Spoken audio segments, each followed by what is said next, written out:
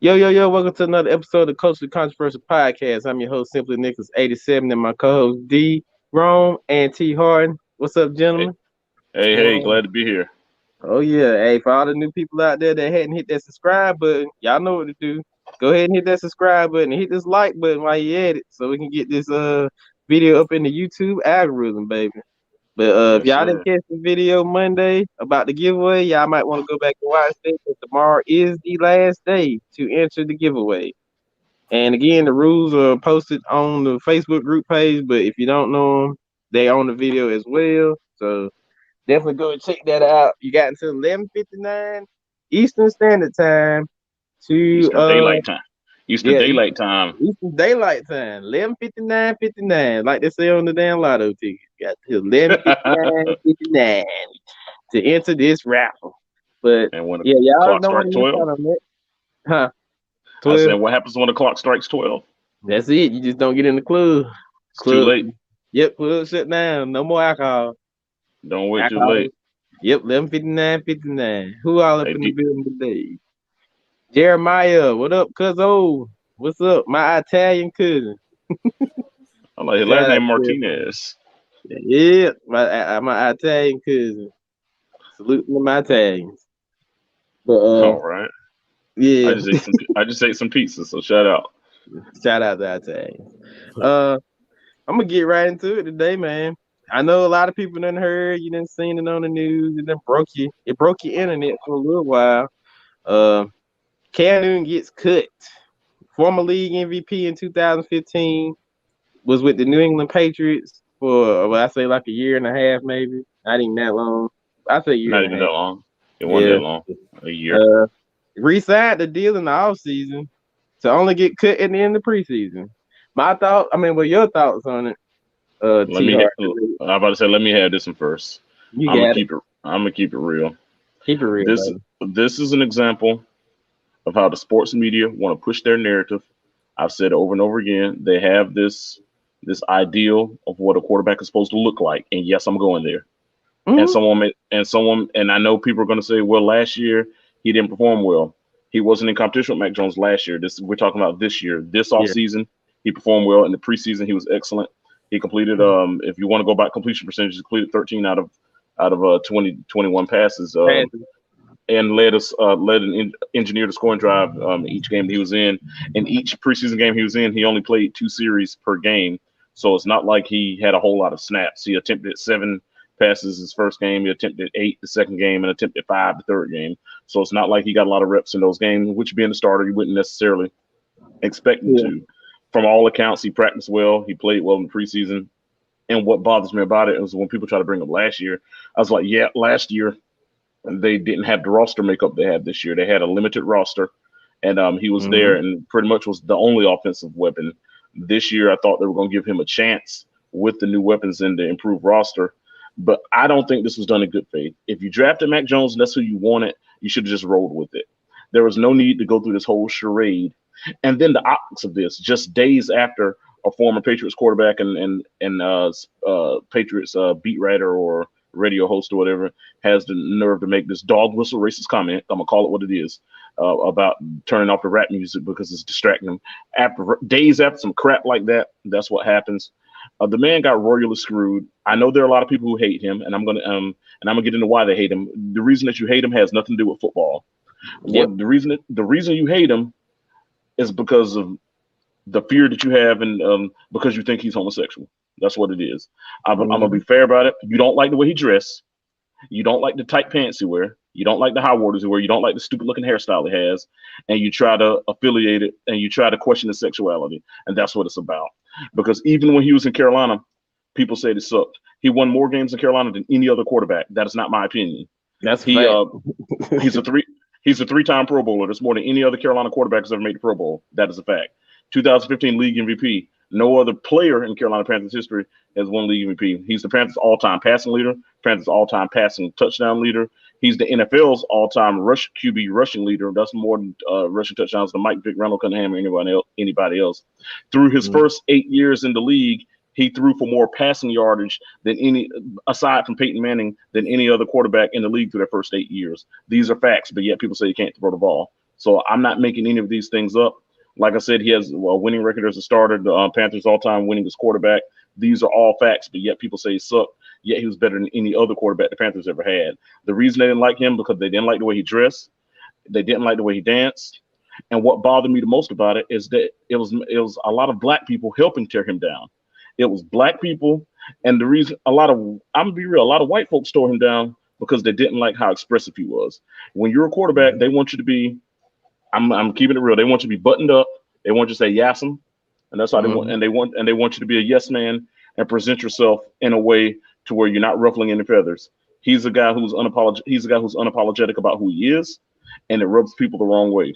Now, when it comes to black people tearing him down, it's because of the way he dresses and the way he presents himself in his appearance. And when you hate somebody bad enough, you psych yourself into believing your own narrative. Just like when I saw a journalist write in CBS Sports this week, they're saying that Newton didn't help himself because he had two poor performances in the preseason. What games were he watching? I just spewed out the numbers. He wasn't. He was solid in the preseason. That's Yeah. because when someone dislikes someone badly enough, they will create their own narrative and make themselves believe the narrative and try to convince people of the narrative. As far as why Coach Belichick did what he did, I can't speak for Coach Belichick, but the people in Boston, New England area did not want him from the start. Nope. This was not done in good faith, and I think a lot of the hate for this man is the motivation for the hate for this man oftentimes has nothing to do with football. He's never been accepted, even coming back from his days at Auburn because of the controversies that he had when he was in Auburn during Florida. his recruiting, when he left Florida and all that. Something that happened when he was 18 years old. And at age 32, people, first of all, folk, if a black person get away with something, because he got away with some academic fraud and stuff at Auburn, when a black man get away with something, it will be held against him for the rest of his life. Ask O.J. Simpson. It will be not justifying what O.J. did, but I'm saying, but it will be held against what murder is terrible. I want to make that clear. I don't condone that. But my point is, and this here is nothing nearly severe, over some situation with a over a stolen laptop, and and and then I saw someone, and I'm not gonna take up all the time, but I want to get to, because once I finish talking about this, I'm done talking about this altogether. All right. Because I saw someone, some black guy. He's a Panthers fan. I'll call his name if I can think of it. He's my friend on Facebook, but I don't know who he is. I don't know him personally. I can't think of his name. If I knew his name, I'll call him out and dare him to get mad about it. He's a Panthers fan, and then when it happened, he posted a celebratory post talking about y'all fake Panthers fans. Are you happy now? See, he got cut in New England. Y'all real Panther fans know this. He sucked. I don't know why you Cam fans are so crazy about him. My point is, if you're a true Carolina fan and you don't like him, he doesn't even play for Carolina anymore. Hasn't played for Carolina in over a year. So why are you even concerned about what he's doing in New England? If you're saying, let's play devil's advocate. Let's say he is terrible and he doesn't have it anymore. If you're a Panthers fan and he no longer plays for the Panthers and what he does doesn't concern the Panthers, why are you making this long thread and going on this big rant about how he sucks and about how you're glad he got cut from the Patriots? That makes it sound like that your dislike for him has nothing to do with football. It's just that it's a personal disdain you have for that man. Because Right. because of I don't understand what concern would it be of yours. For example, when Kerry Collins got released from the Raiders, I didn't care about that. I'm not crazy about Kerry Collins. He's a former Panthers quarterback, but when he got released from the Raiders, that had no impact on the Panthers. When Jake Delhomme got released from the Browns, that had nothing to do with the Panthers. So I mean, it wasn't like I was sitting there posting a rant about it. If he's someone that you don't care about and is irrelevant, doesn't matter to you, then why do so many people around here still talk about him so much? Those who dislike him. So Right. again, I think as far as the fan base, people clowning on him, any other quarterback with numbers like his gets glorified. Especially white quarterbacks with numbers like his get glorified. But our black, it even goes to quarterbacks coming out of college. I'm going on a long rant this time. Mm-hmm. Coming out of North Carolina, coming out of Clemson, and we're not talking about the happy ending massages. We're just talking about coming out of draft. Deshaun Yeah. Watson and Mitch Trubisky. Mitch Trubisky will they North Carolina under Larry Fedora and Deshaun Watson under Dabo Sweeney both Oh, run a spread offense. Mitch Trubisky's fast too. He ran like a 4.6, 4.7. He's a mobile dual threat. Coming out of college, was a mobile dual threat. Ran a lot of zone read as well. But the narrative with Mel Kiper and Todd McShay and all these draft gurus were talking about they weren't sure if Deshaun Watson will be able to process an NFL offense and would have the footwork, given that he played in a one read offense that had a lot of option routes and zone read in it. So let me However, ask you this. Let me ask you this question. Who Go led the ahead. league in passing last year? Deshaun Watson did. Thank you. In passing yardage. Yeah. They lost a lot of games to be fair, but he still did lead the league in passing yardage.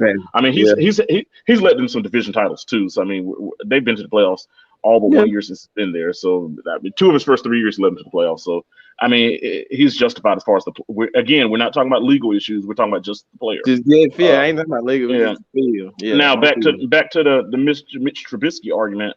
The narrative on him was like he's pro ready. He only played 13 games in North Carolina, but they were like he's pro ready. He's a guy that has command, a guy that a lot of scouts are high on. But they weren't questioning his footwork. They weren't questioning his aptitude and his ability to run an NFL offense. Even though he played in a spread offense in North Carolina, they weren't questioning his ability to go from a spread offense to playing under center. You know why? I'll tell you why. Because white quarterbacks' aptitude don't get questioned. Let me say Nope. that again. The analysts never question a white quarterback's aptitude. Again, Ryan Tannehill, he was recruited to Texas A&M as a wide receiver. He Yep. went there his first 2 years as a wide receiver. They converted him to quarterback, and he was drafted in the first round.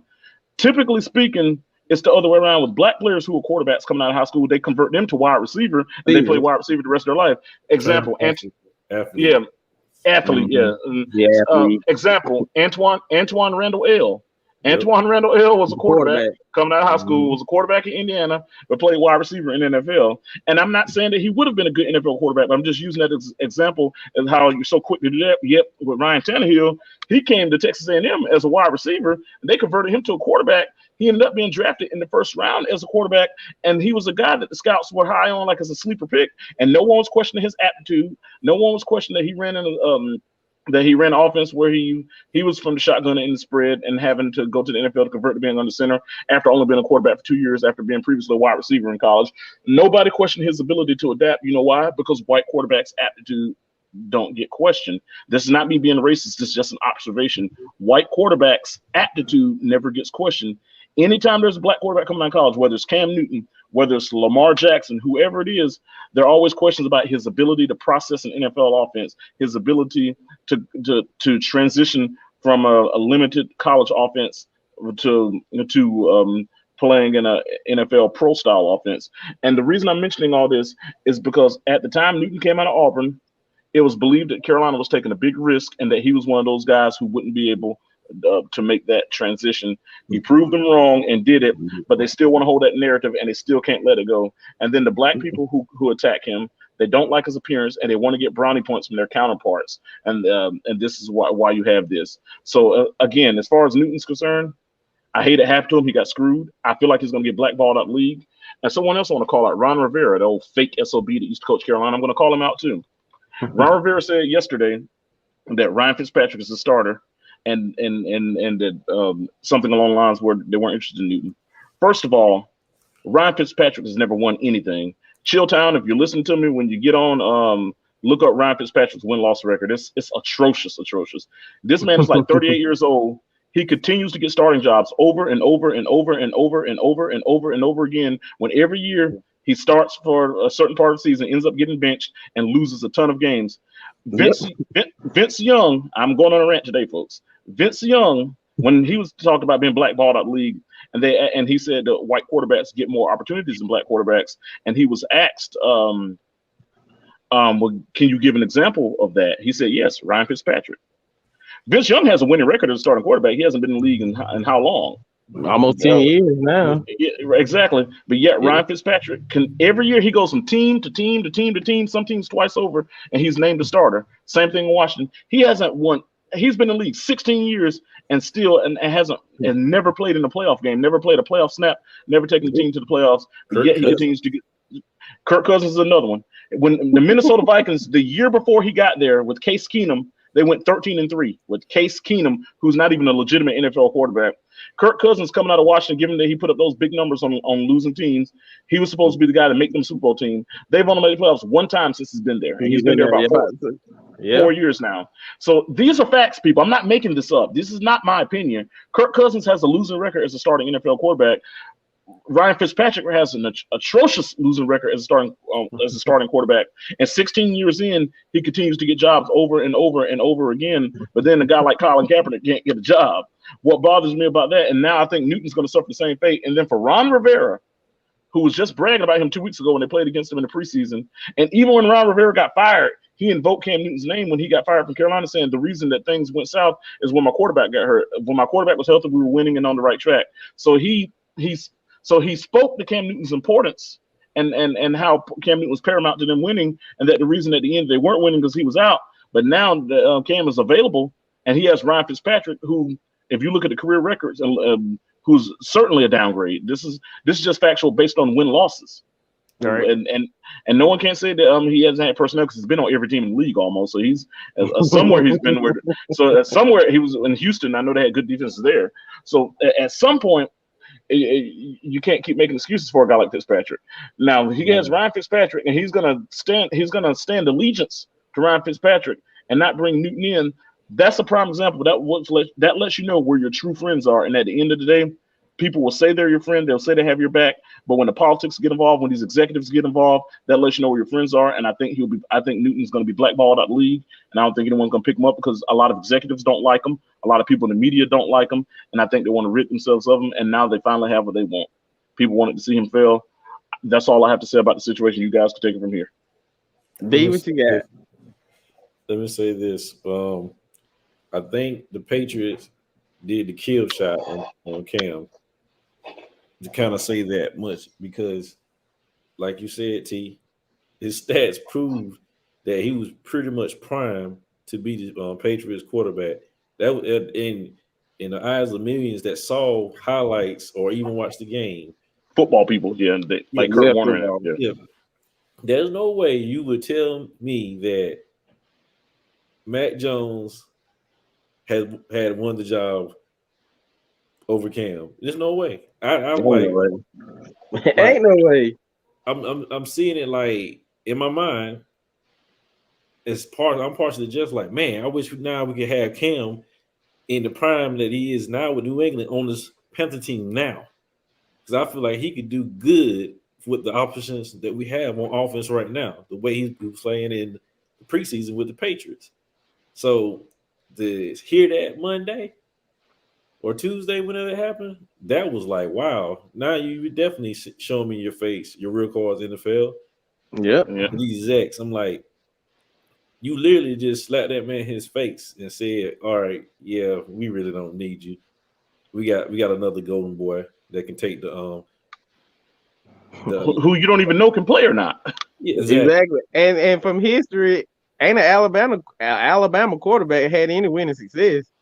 Unless you want to go back to Joe Namath way back in the 60s, but in the modern era, I know what you mean. The reason I said that because some little smart A is going to say Joe Namath, so I wanted to cover that before you. But go ahead. But in all, it just to say that it's sad that that happened to him, and like I said, these haters and all people that they used to the norm, as I say. Like you said, in quarterbacks, but you have a guy that's Afro-American and expressive, but also not only is expressive, he's not a type of person that shuns fans around. I mean, he was the first one to give footballs to kids in the crowd. Kids, right? Yeah. I mean, how name a quarterback that constantly did it beside Cam. I mean, the things that he did when it comes to fans. And how he made the Panthers. Let me say this before I go further. If it wasn't for Cam Newton, the popularity of the Panthers in the level it is right now wouldn't be there because of him. I'm going on record to say this right now. His popularity sailed the Carolina Panthers into the stratosphere of how. I mean, we had fans, but he made the Panthers known worldwide. Let me say that.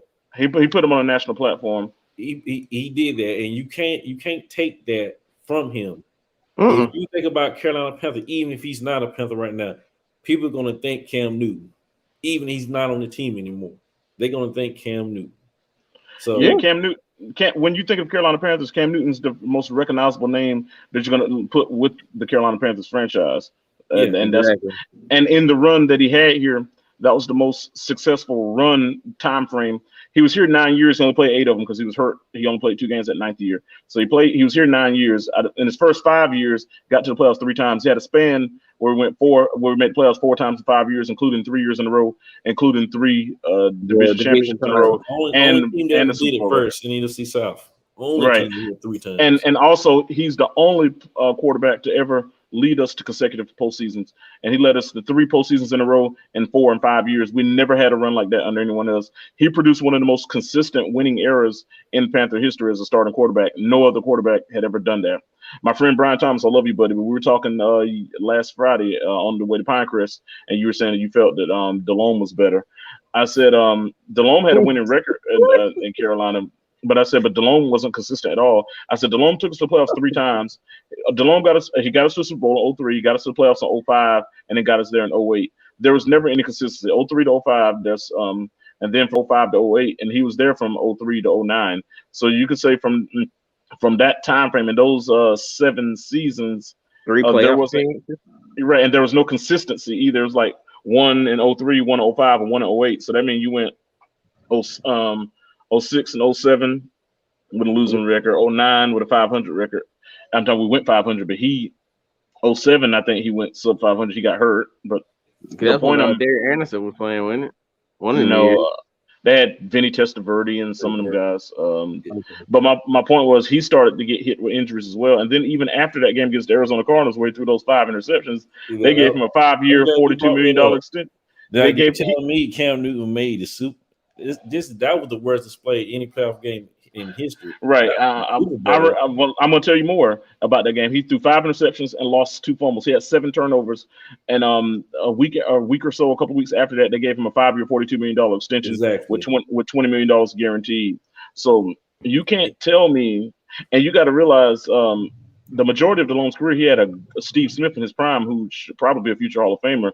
Newton had Steve Smith like what his first 2-3 years, and then the majority of the time after that, you had guys like Jason Avant, guys like Philly Brown. The year that your Funches, the year that Carolina went to the Super Bowl in 2015, Ted Ginn and Philly Brown were your starting wide receivers. I'm not making this up. This is what he had to work with.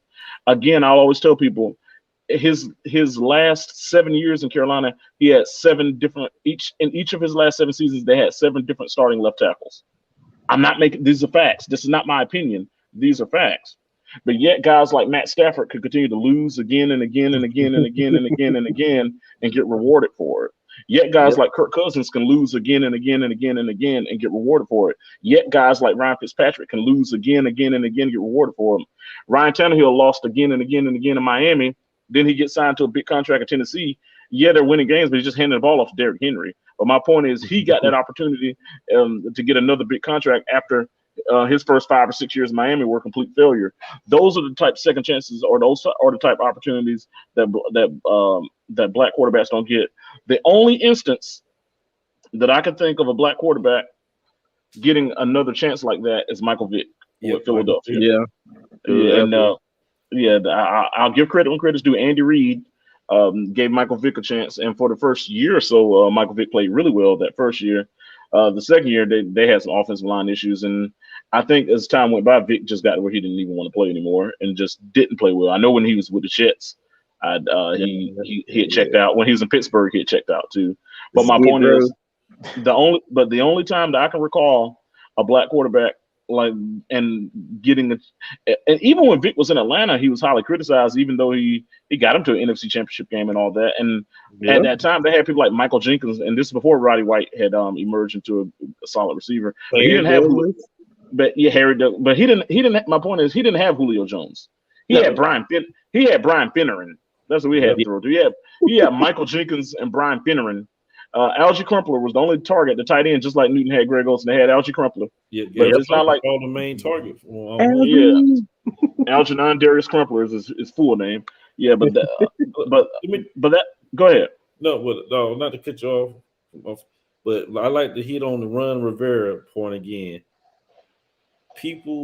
I feel like Cam's injuries and how much he sustained those years he was hurt, was mainly the fault of Ron, because he didn't protect him. And when I say he did protect him, he didn't put him in a position where he should have stayed up for him and said, "Hey, let's heal, man.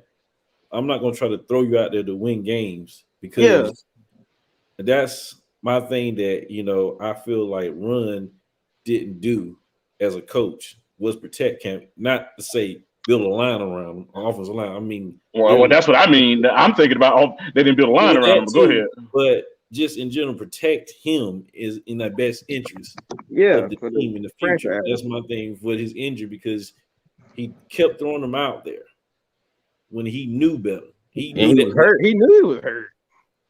and Was especially 2016 when they kept Yep. throwing him out there when I blame Concussion. David Gettleman for a lot of that. When you let Norman go, you went with two rookies at corner and stuff. You the Greg Hardy situation I know was kind of a couple of years before was kind of that's kind of a tough situation. I get why they had to move on from that, yeah, but yeah, I agree with you that and at the end of the day, a coach is about saving his own job.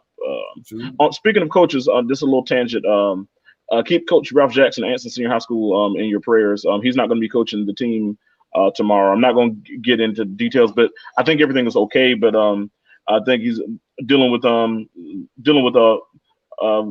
family matter. But I think everything is cool. I just want everyone who's listening, if you know of Coach Jackson, I'll lift him up in prayer. Keep his family in your prayers. Everything I think is going to be fine. But he won't be coaching tomorrow, and I think it's one of those situations where he's just putting family first. So and I'm praying that everything continues to go well with that.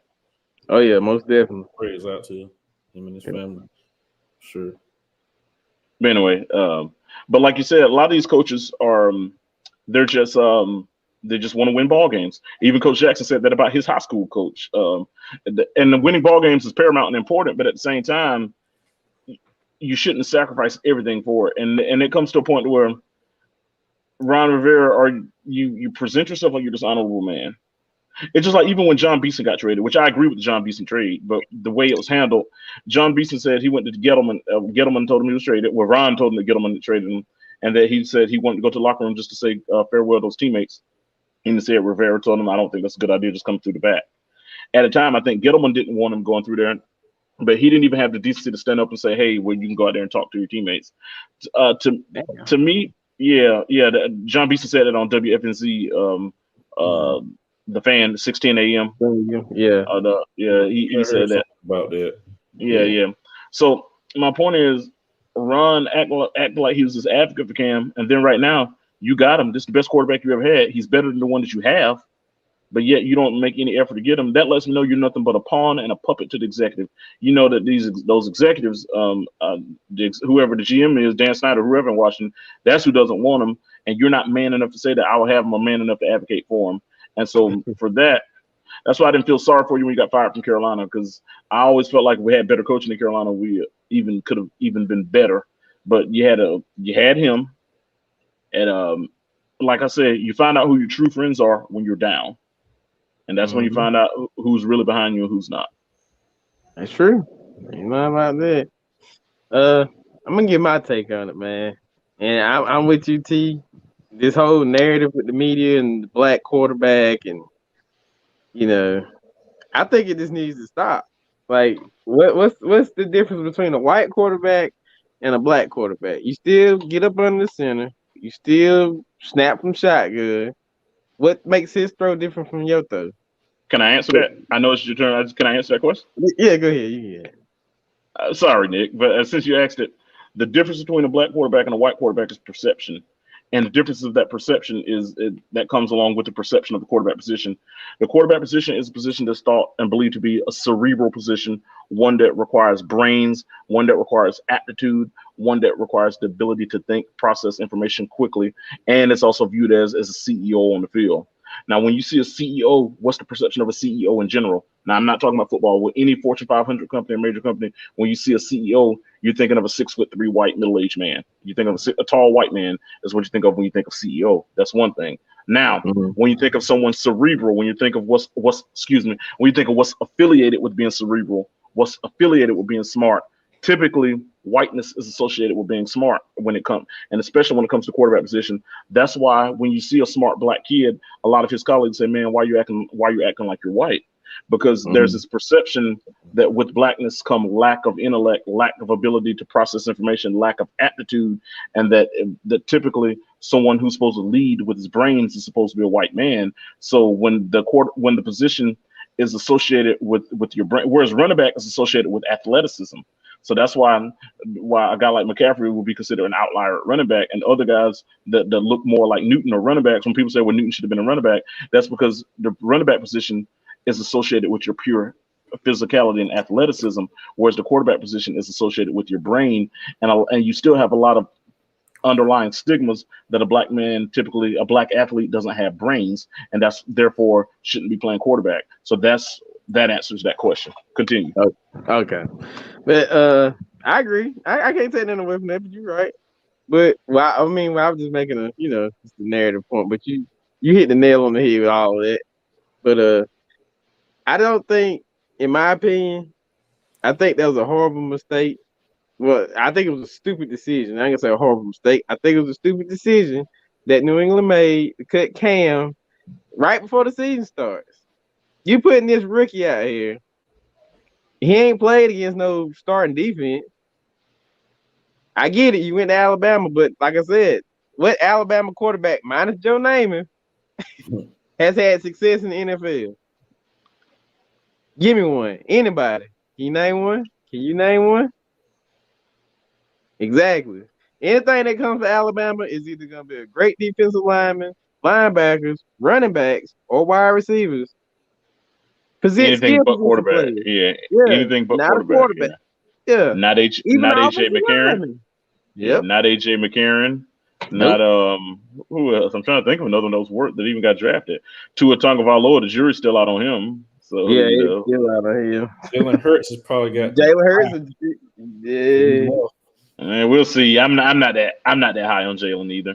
Even when he played at Oklahoma, even when he went to Oklahoma, I wasn't. I'm not that. And I like Jalen. I want him to do well, so I'm not rooting against him. I'm just saying at this point the jury's still out on him. I like to be fair about it. Right now, Jalen Hurts hasn't proven anything yet. I'm not saying that he won't, but as of today, the jury's still out on him. I try to be fair. After I just made the statements I made, I still have to be fair and impartial about it. And I think that Jalen Hurts isn't there yet, and that the jury is still out, and we'll see if he gets to that level or not. But the thing on the black quarterbacks, I can sit here and name you some good great black quarterbacks. Even before Mike Vick came along, you had Randall Cunningham. You had freaking Doug Williams, who was pretty decent at his time. Super Bowl champion. Super Bowl champion, Doug Williams. Donovan McNabb, a 6-time Pro Bowler.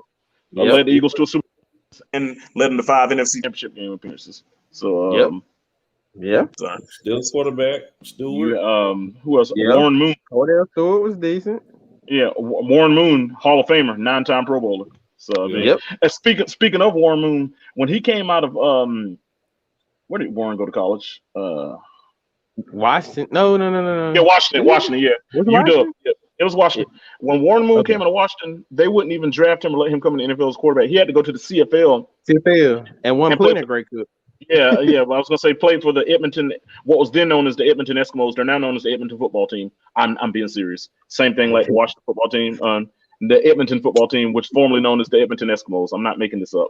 So when I say Edmonton Eskimos, I'm not trying to offend anybody. That used to be the name of the Edmonton football team. So he played for what was then known the Edmonton Eskimos, won some Grey Cups there, and then finally the Houston Oilers gave him a chance. He came into college like a 78. It was like the early 80s before he got to Houston to play for the Oilers. So that lets you know the stigma that comes with the position. And Warren Moon went on to be a Hall of Famer. Someone may say, well, he didn't win the Super Bowl. I was like, I understand that. Not everybody's going to win one. And also that's a team effort. Warren Moon is in the top 10 of all-time passing yards, if I'm not mistaken. Yes, he is. And he's a 9-time Pro Bowler and rightfully deserving of his Hall of Fame slot. Yeah.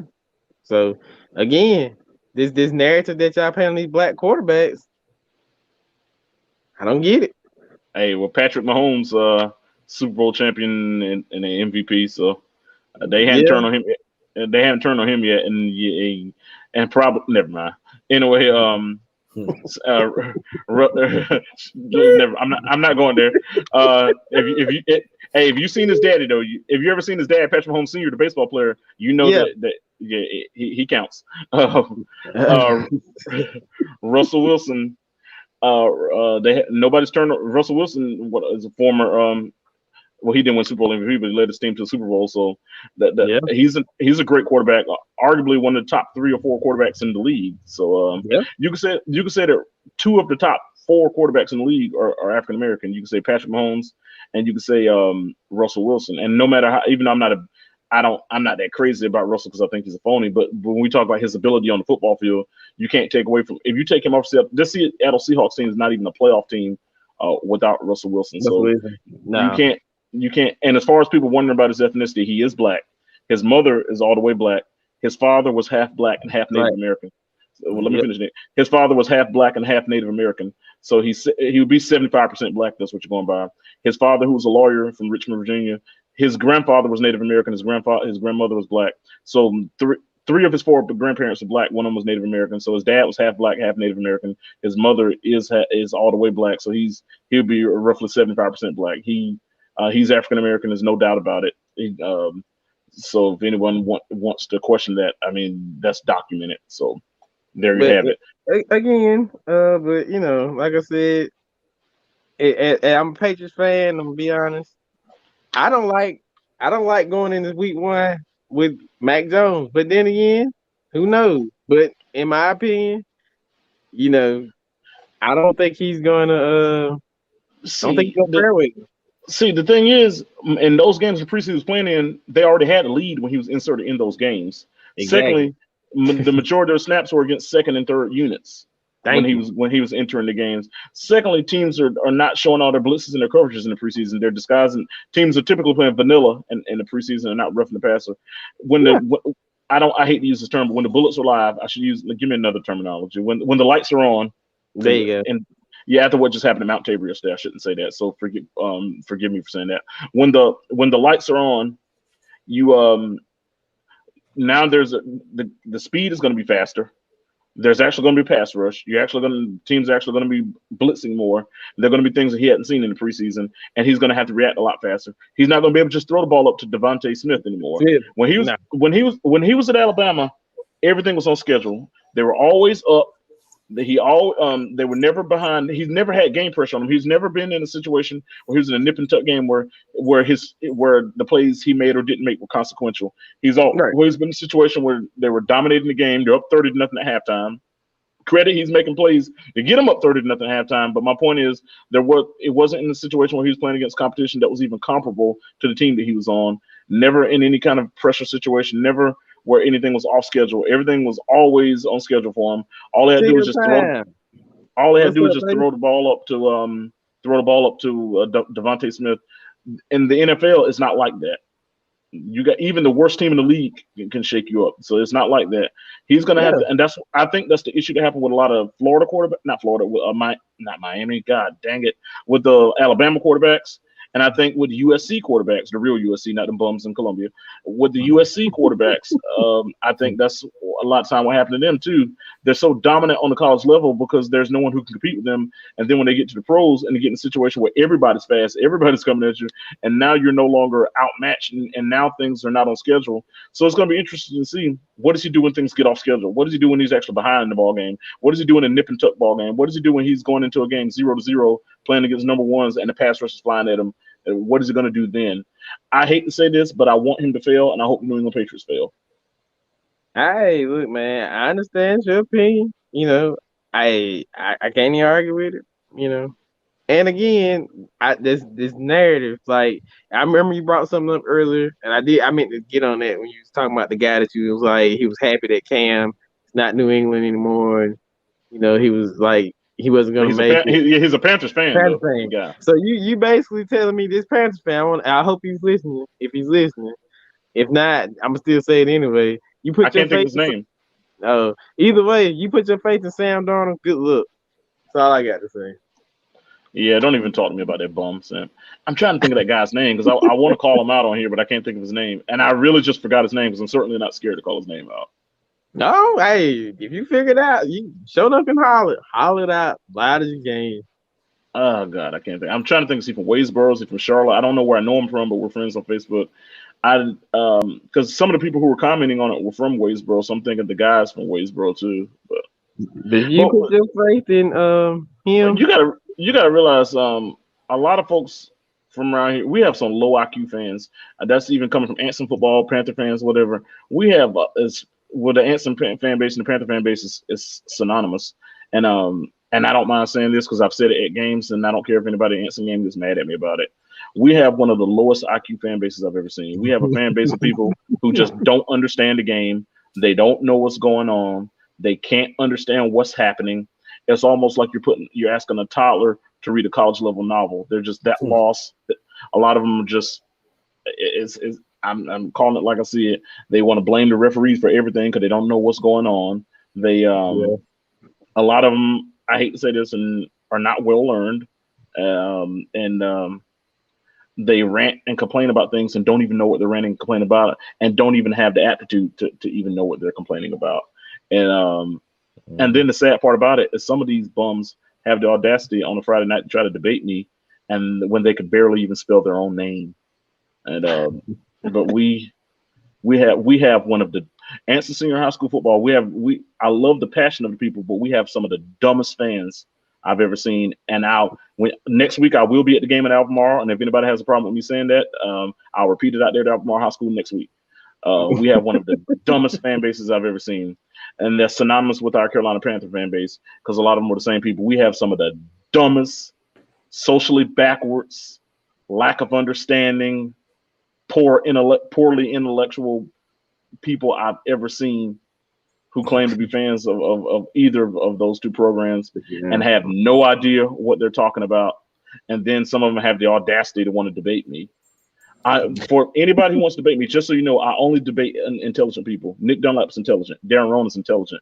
If you don't have that level of intelligence, then don't even come talk to me. Facts.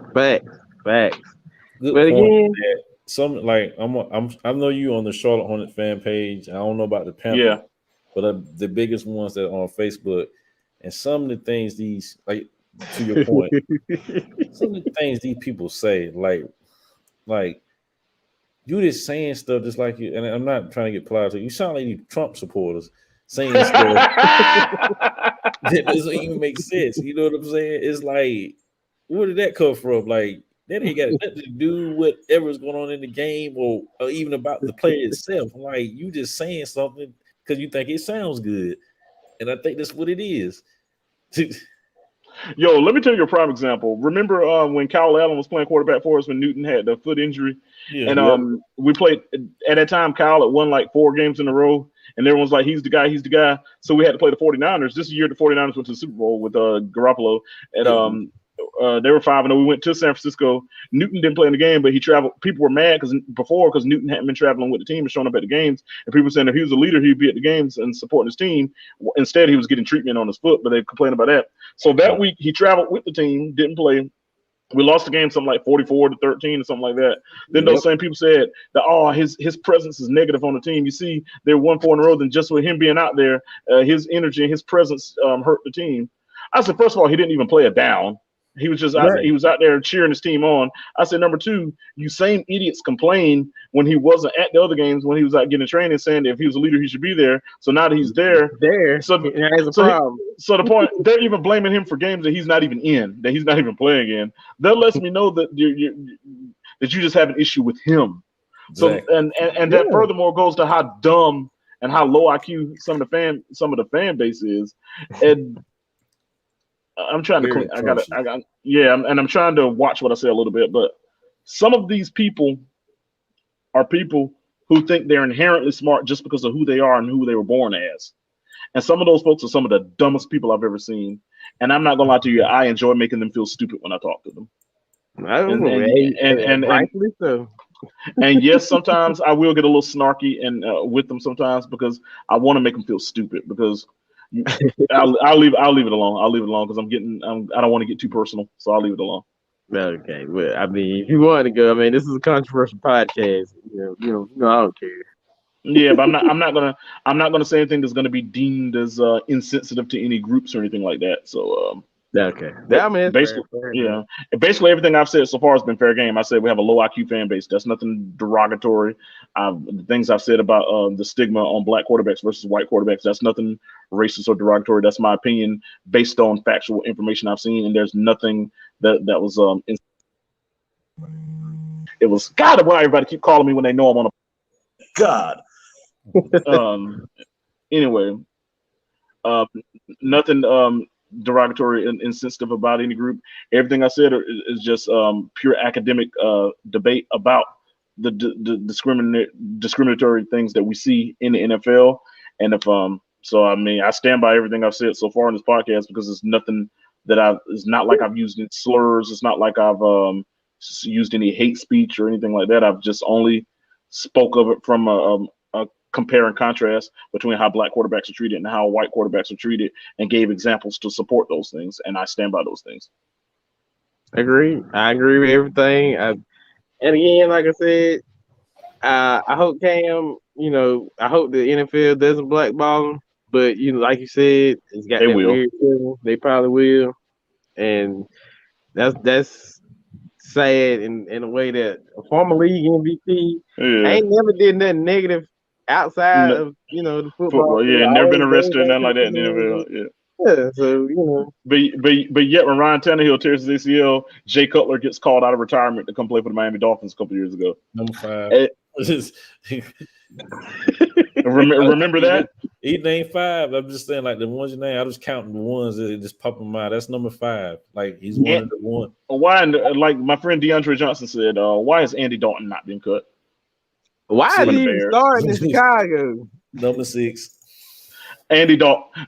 I mean, that's the best comparable example. Andy Dalton, man. Even when he was in Dallas last year after Dak got hurt, he showed he didn't have it. Oh yeah, Andy Dalton. Oh, and by the way, nothing that not was a quarterback that was formerly of the Panthers. Will Greer goes to the Cowboys. Will Greer got signed? Yeah. That dude is a straight up bum. Yeah. And, like this dude, he ain't been good since he was at Davidson Day. Nah, he was good at Florida that one year until he got that steroid suspension, and then went to West Virginia. Was pretty good. But Will Greer was it practice squad or actual roster? I really want to say it might have been like as a quarterback. What's up, baby? So Will Greer got signed by the Cowboys after the Panthers cut him. So and I thought the Panthers were exploring signing Cam as a backup. Well, I'll be honest with you. I've seen Dallas. We know Washington's out there. It was Dallas, Houston. But I don't know what the Houston situation. The thing about Houston, they got I heard Minnesota might be another situation. Denver. If he got to back up Kirk Cousins, man, I'm like, I wouldn't. I'd rather not do that. What, back up Kirk Cousins? Really? If he got to back up Kirk Cousins, I could do with him backing up Dak, but I can't Kirk Cousins. Well, not even back up. I think they're saying more of a competition level from certain shows. Minnesota got a good defense. They got people out there in Minnesota. I mean, and they got a good running attack. If Dalvin Cook is healthy, you got something to work with in Minnesota. Decent receivers, a good tight end with Rudolph. You got Thielen, Thielen, yeah. Minnesota might be viable. They got a chance to compete for the North, Yeah, Minnesota might. Yeah. That could be viable. With Houston, of course, he could walk right in there and be the starter at Houston, but they have a poor offensive line, and it's like it'll be just like when he was in Carolina. Yeah. But right now, beggars can't be choosers. So you're right. Yeah, I would love for him to go to the Miami Dolphins. I mean, he could beat out Tagovailoa right now, and week 1, I would love for something like that to happen. But for Will Greer, so Dallas was interested in signing, but they signed Will Greer instead. Is because I'm hoping it's just because Newton didn't want to go there. Because I'm like, Will Greer? Well, let me do this. I'm validated. Will Greer. Yeah, well, I said too. That bum shouldn't even be in the league. Speaking of Bishop, whatever, he shouldn't even be playing for Bishop Sycamore. I've been so darn tired of him about Bishop Sycamore. Seeing them on my timeline. Yep, they claim him off waivers. That's true. I mean, I don't know if he's on the practice squad, but they claim him off waivers. So he's right now on the team. Yeah, and that's right. That bum has no business he has no business on the National Football League roster. But guys like what? The Giants. I don't know about that. I don't know about that Well, I mean, it ain't like the East is good, but I think the one. Giants are just that. The Giants are just that bad. Can we acknowledge Daniel Jones is trash? Can we just say it? Dan Jones is trash. He wasn't even good at Duke. Last time he was good was at Charlotte Christian. He wasn't even good at Duke. Another guy, David Cutcliffe. I am sick and tired of everyone who's ever played with David Cutcliffe getting chances. He's considered a QB guru. The only person that he's produced is Peyton Manning. I think he coached Eli for a little bit too. So, but okay, Peyton Manning, one of the greatest quarterbacks of all time. I'm so happy you were the QB coach when he was at Tennessee. That's and not you're slander. That's fact. Yeah, and then 20 something. Yeah, that's not slander, Chilltown. You're a great guy, but that's not slander. Since you're in the Bay, That's just yeah. Since, Since you're in the Bay, rip the 49ers, Chilltown. Since you're in the Bay, they should be decent. But back to David Cutcliffe gets this credit for being this QB guru, and there ain't no quarterback that he's produced besides Peyton Manning that's been worth a hill of beans. So I get tired of hearing about this David Cutcliffe. Speaking of David Cutcliffe, we will see him tomorrow at Jerry Richardson Stadium in Charlotte when the Duke Blue Devils come to Charlotte to take on the Charlotte 49ers. This is a home game for the Charlotte 49ers. Yes, the Charlotte 49ers are hosting the Duke Blue Devils. I will be there. Hey, you want to give out your message that you put on Facebook earlier? Yes. To everybody who aggravate the mess out of me, texting me on Friday nights, asking me what to score to the Anson game, I will not be there. Anson will be if you want to go support Anson, please do. They will be at Piedmont High School in Monroe, North Carolina, Unionville, between Unionville and Fairview. They will be out there at Piedmont High School. This probably a big game is Coach Hyatt, probably a big game for him too. He used to coach Piedmont, so I'm sure it'd be wonderful for him and his son to go out there and get a victory. Again, Coach Jackson will not be there on the sidelines. He's attending to a family matter. So again, keep him in your prayers. But if you want to support Anson, Anson's going to be at Piedmont High School tomorrow at 7:30. If you go to the Anson High School Facebook page, they'll have the link on how you can purchase tickets. I will not be there. I will be supporting my alma mater, the Charlotte 49ers. Again, I will not be at Piedmont High School tomorrow. Do not text me asking for the score to the game. If you're trying to get the score to the game, there is an app that you can download on the yeah, but I'm talking about where you can get it on the Play Store from if you're with Android, and from the Apple Store if you're with iPhone, you can download ScoreStream, ScoreStream, score like you're scoring on points, and stream like the bloodstream of Jesus came flowing down. ScoreStream. If you download the ScoreStream app, there are settings where you can set your favorite team. You can set Anson High School as your favorite team and track their football team, and you can get updates to the scores to the game. So again, please do not text me tomorrow asking me to score to the Anson game. I will not be there. Download the ScoreStream app, and you will be able to keep up with the score. And again, keep Coach Jackson and his family in your prayers. Go Bearcats. Chilltown said he was the Panthers quarterback last year. That was Teddy Bridgewater. Yes, check down Teddy. Check down Teddy. Who has been named the starting quarterback for the Denver Broncos. Yay. Well, hell, he should have got it. Drew Lock ain't really that good. Nope, but I bet you $5 Drew Lock, if he gets released from Denver, somebody else will pick him up and try to give him a chance because they know he has it in him. You're a Gatorade? He needs new scenery. Yeah, new scenery. Blaine Gabbert. Ain't Blaine Gabbert still in the league? Is he? No, he was in the league. I think he got cut. But he got cut recently though, right? He was in Jacksonville. I think he got cut. He's been out of Jacksonville. I mean, he got drafted by Jacksonville. He was 49ers for a while. He was on some team last year. He was on somebody's roster last year, 49ers for a little while. Because they were starting him over Kaepernick. They were starting him over Kaepernick for a little while with the 49ers. Is Blake Bortles still in the NFL? He was with the LA Rams last year, but Jesus Christ. Yeah, he's still in the league. But Blaine Gabbert was the Buccaneers last year. That's who I think he's with the Buccaneers this year. He's back up. Blaine Gabbert out of Missouri is still in the league.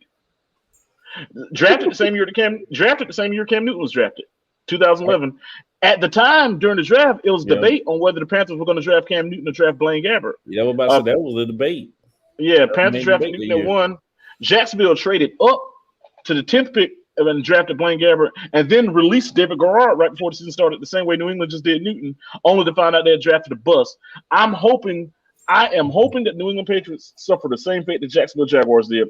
They released David Garrard, who was a solid starter right before the season started, so they could start Blaine Gabbert, who they drafted, and Blaine Gabbert ended up being an outright bust. But yet he was with Arizona Cardinals for Bruce Arians loved Blaine Gabbert. He had him in Arizona, and then when he became the coach of Tampa, he brought him down to Tampa with him too, and even said that he's a good quarterback and all this stuff. That's absolute BS. And when people want to go along with crap like that, yes, that makes me mad. We know that Blaine Gabbert has no business in the National Football League. He's not worthy. He's not fit. He's no good. But yet a guy like that still has a job. So yes, a guy like Blaine Gabbert is in the league, and a guy like Colin Kaepernick is not. And then people say keep politics out of football. I'm like, when you make football, because the reason that those things are happening is because of politics. He said the Giants didn't finish with a better record, but that's not saying much. Okay, what to do? I'm about to say that's like saying I'm the nicest guy in prison. Okay. Oh man. Okay, we both suck. Okay, all right. Yeah, I both had high draft picks this year. Hey, the Bible said the last shall be first. So hey, since we were worse than y'all, we'll be ahead of y'all this year. Let's move on to our next subject, man. Bishop Sycamore. Bishop Sycamore. Didn't that coach get arrested too? Yeah, Coach with the warrant. Bishop Sycamore played IMG Academy, which is a nationally ranked team in the United States. Yeah, by the way. Chris Winkie coaches there, don't he? Like was there for a while. Yeah, Chris Winkie. I think he is. Not the head coach. We're talking about he's on the staff there, I think. Yeah. Or was on the staff there. But go ahead. But allegedly this team is out of Columbus, Ohio, if I'm not mistaken. Allegedly. ESPN had no recollection of the team, so they decided to put them on a primetime game against IMG Academy. Allegedly, there were reports that there were ex-JUCO players on the team. Ex-JUCO players that were on the team, and that they got smacked around. The score was what, 55-6 or 58-0? I think it was something like that. Yeah, it's pretty. It was bad. It was bad. It was abysmal, a beatdown. First of all, I don't want ESPN to be going around playing victim. When you're going to air something on your programming on your TV, it's your job to do your due diligence. They didn't do their due diligence. So if this school duped them into getting on ESPN, then they should get their butts whooped for being duped because they didn't do their due diligence. They're supposed to be a professional organization owned by Disney. This is a professional sports network at the highest level, an international global sports network that's at the highest level of television, the highest level of news, the highest level of sportscasting. And you mean to tell me they didn't do due diligence for who's going to be on their programming? They didn't vet out who's going to be on their programming? That's on them. Also, to the state of Ohio, to whatever sanctioning body or athletic commission that oversees high school sports in the state of Ohio, whether it's public high school sports or private high schools, private school sports, whatever conglomerate oversees the league or the association that Bishop Sycamore plays under, shame on them as well, because they're supposed to do due diligence before they allow a program to assemble and take the field as well. So everyone's wanting to blame that gentleman right there for being a fraud. Yes, he is a fraud, but the thing is, there were some enablers too. First of all, whatever governing body that program is under, shame on them for allowing that to happen. The Manti-Tile jokes are getting old. Shame on that governing body for allowing that to happen, because they didn't vet and do their due diligence. There's supposed to be some level of vetting and inspection and verification that's done by whatever athletic governing body in the state of Ohio is over that program. Secondly, a global television network is supposed to vet who they have on their programming and supposed to do their due diligence. You're supposed to do your own due diligence before you allow someone on your programming, especially when you're in that level. They have departments, legal departments, litigation departments. They have so many checks and balances that's for due diligence before someone's on their television program. And the fact that they failed at that, that's on them. So I'm not going to sit here and beat up on Bishop Sycamore for being liars. Yes, they are liars, but the fact the fact that a global network got fooled by them, that's more of a poor reflection on ESPN than it is a reflection on the people who actually lied. Yes. Right. D. Overall, with that situation too, like I said, the machine that ESPN is, like that shouldn't even happen. Like Right. That's the they part. can find out all the dirt on everybody else, but they couldn't figure out Exactly. a team that have the credentials to be playing nationally on the TV with them. That's why I say, Grown ass people too. yeah. But overall, I mean, the legend JUCO players is another thing, but also overall the kids that's on the team now they in a spotlight in a negative way. That could, Mm-hmm. I'm just wondering They how could that mess up affected recruiting. them, as kids having to go through that embarrassment, one going on national TV, coach kind of manipulating them to play, knowing that they, it's good that they have the ability to feel like someone is believing in them, but also put them in that spotlight to where they not only went through something on that level, but now they're getting, like I said, seen in a negative light, and that could possibly, tarnish their, their confidence as players going forward, And I'm sure the coach had a lot, by persuading the parents of these kids to come play there and things of that nature. Now having to deal with it, so I mean, all around, it's a very, very, very, very bad situation. But I'm gonna it's ask you this. I'm gonna ask you this. Now, isn't it like when they do the top nationally ranked teams? Isn't it like Associated Press? So technically, ESPN would know what yeah, teams are like that national team, a good national ranked team, even if they're like 25 or at least top absolutely. 50 in the country. When they know Tyler? Yes, they would, or they could research, just like you and I could research it. We can go maxpreps.com, we can go to USA Today. All that information is readily available to everybody. There's no Google. excuse for it. Exactly. I don't want to hear it. Google. The way Man, information is available to all of us at the snap of our finger these days, I don't want to hear it. Google. Like, But go ahead, T. My bad. and now you first. I've been talking a long time. You first. No, I was just saying I just feel bad for the kids overall in that situation. But What it's just messed kids? up from the coaches end. Yeah, them grown ass kids, JUCO kids. Not the I'm real messing with you. kids, I'm but messing the with kids you. they put on there, and it's still it's a total embarrassment though if you have grown kids on there and you get beat, you getting skunked. But I mean, just the kids that and So I mean, it's saying this. Look at this. Think about it. It's so many different variables that's so messed up in this situation. With like I said, the JUCOs, and then you have the regular kids on there.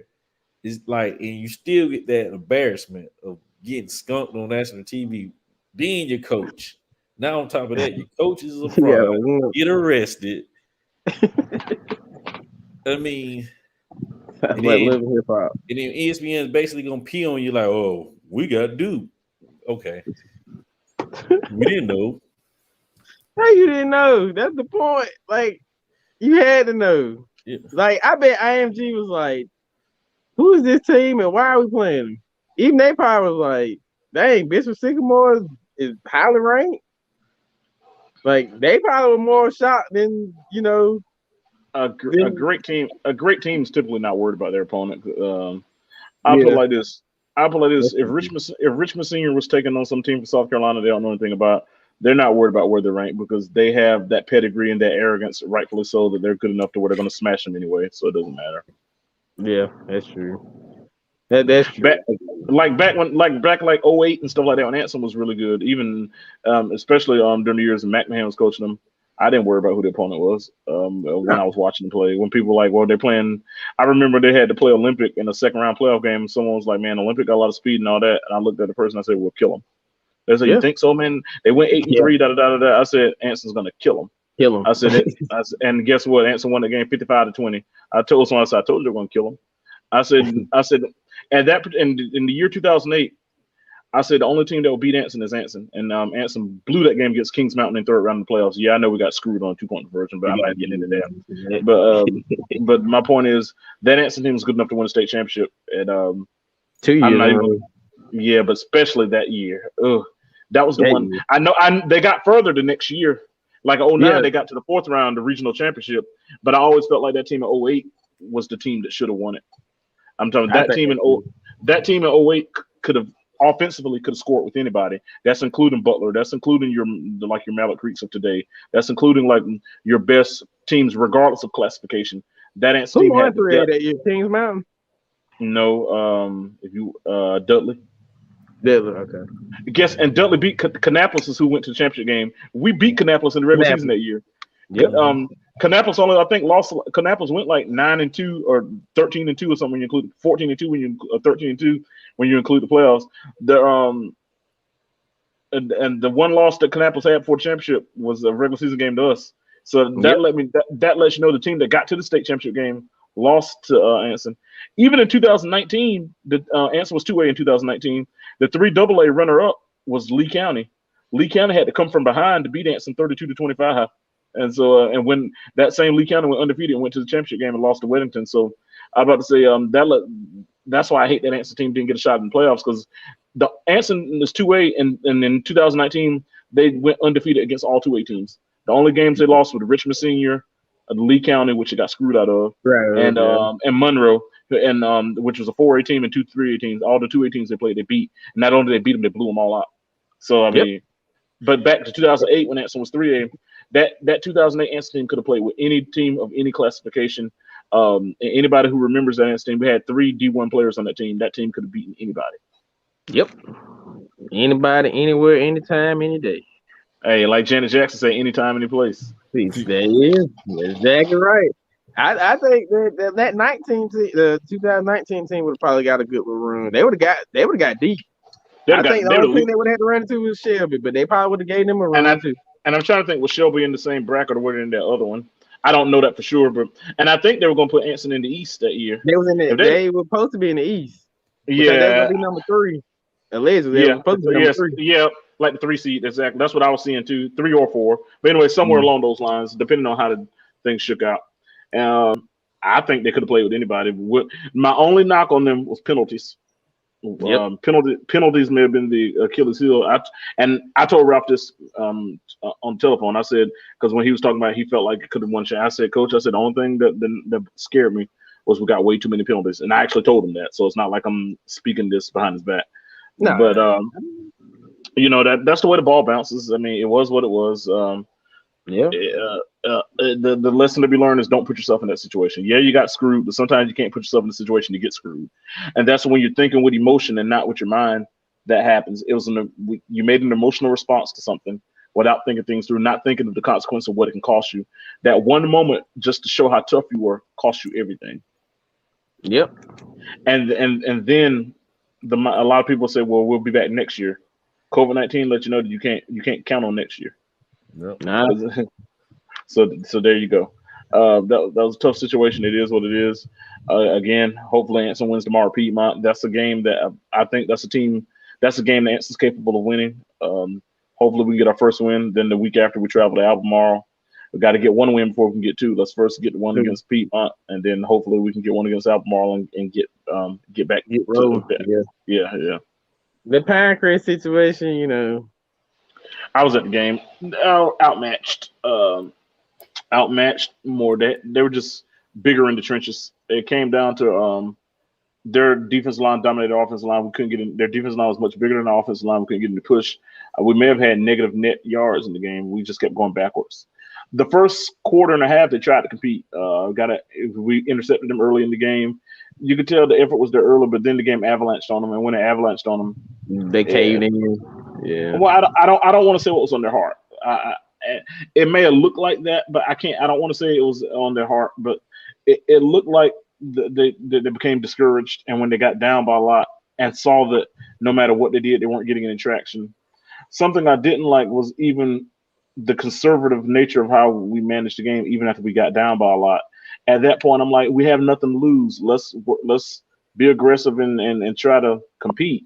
What bothered me about it is after we got down by a lot, it seemed like we didn't want to compete anymore. And I'm like, yeah, the game, you may not win the game, but the thing about it, you should never let anyone take your pride.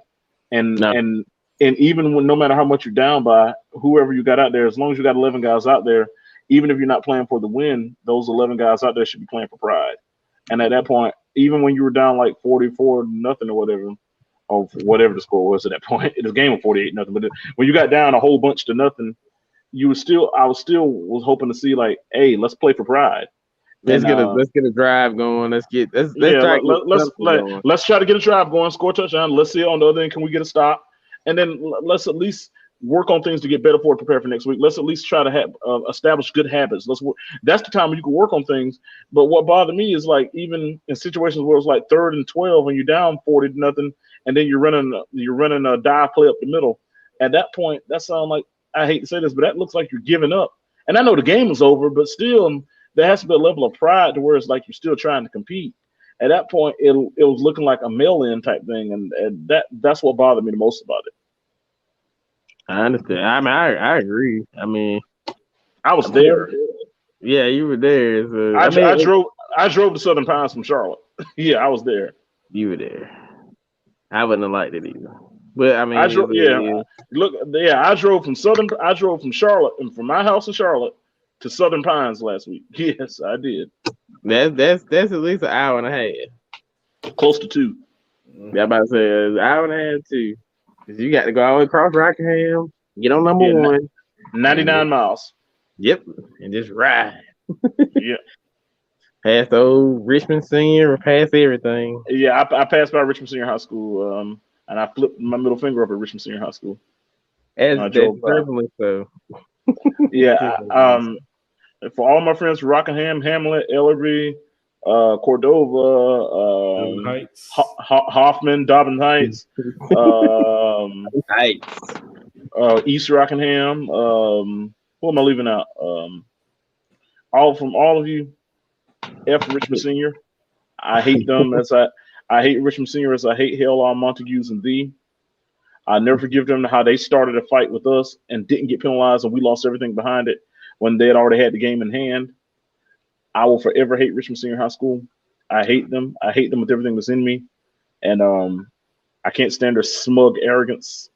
And I don't ever wish success on the Richmond Senior football team, ever.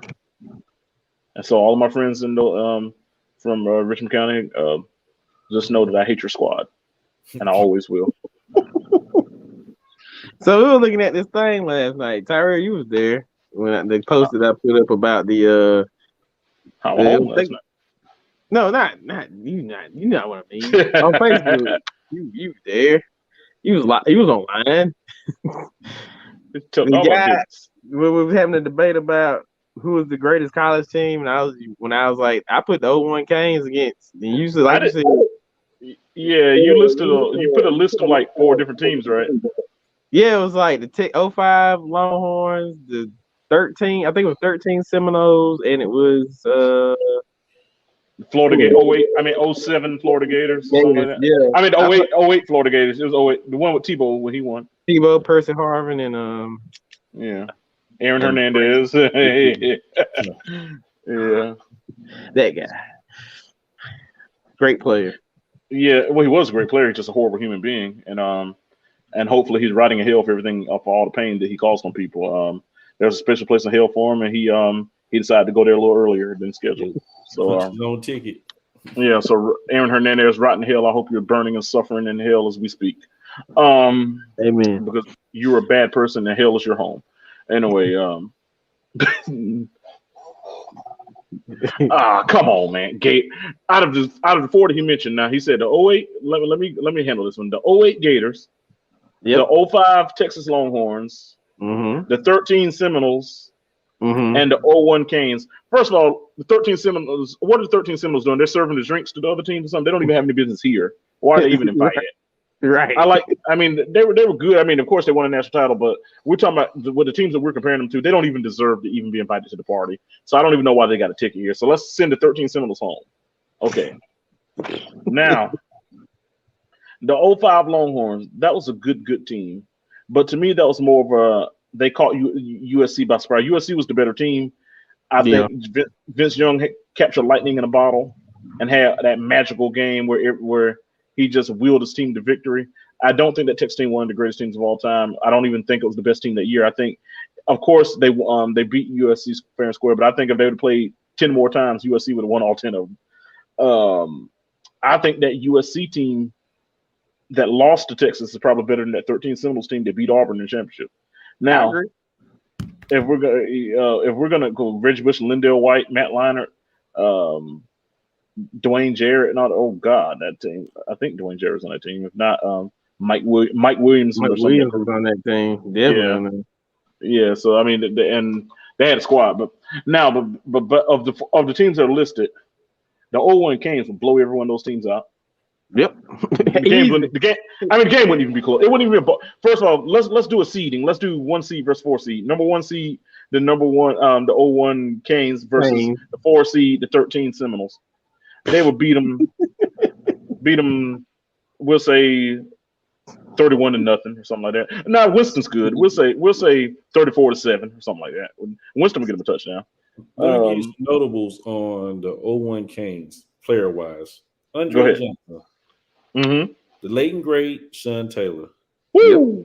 Yes, sir. Kellen Winslow, Junior, Yep. yeah, Junior. murderer, a rapist or something like that. But yeah, crazy. Bryant McKinney, Untrell Woo. Rowe, Woo. Jonathan Vilma, Uh-huh. Jeremy Shockey, Yep. Yep. Jerome McDougal, Yep. Yep. Philip Buchanan, DJ Yep. Williams, Yep. Yep. Cooper, Vince Mhm. Wilfork. Yep. You should know that real good. Willis McGahee, Yep. Clinton Ed Portis, Ed Reed, Clinton Porter. a whole bunch of, Yeah, Clinton a whole, Frank Gore. yeah, all three of them. Yeah, were there. Frank Gore, Clinton Portis, and Willis McGahee were all there. Yeah, that's Three-headed crazy, monster. Now, man. that in college, look how Yep. those players impacted in the NFL.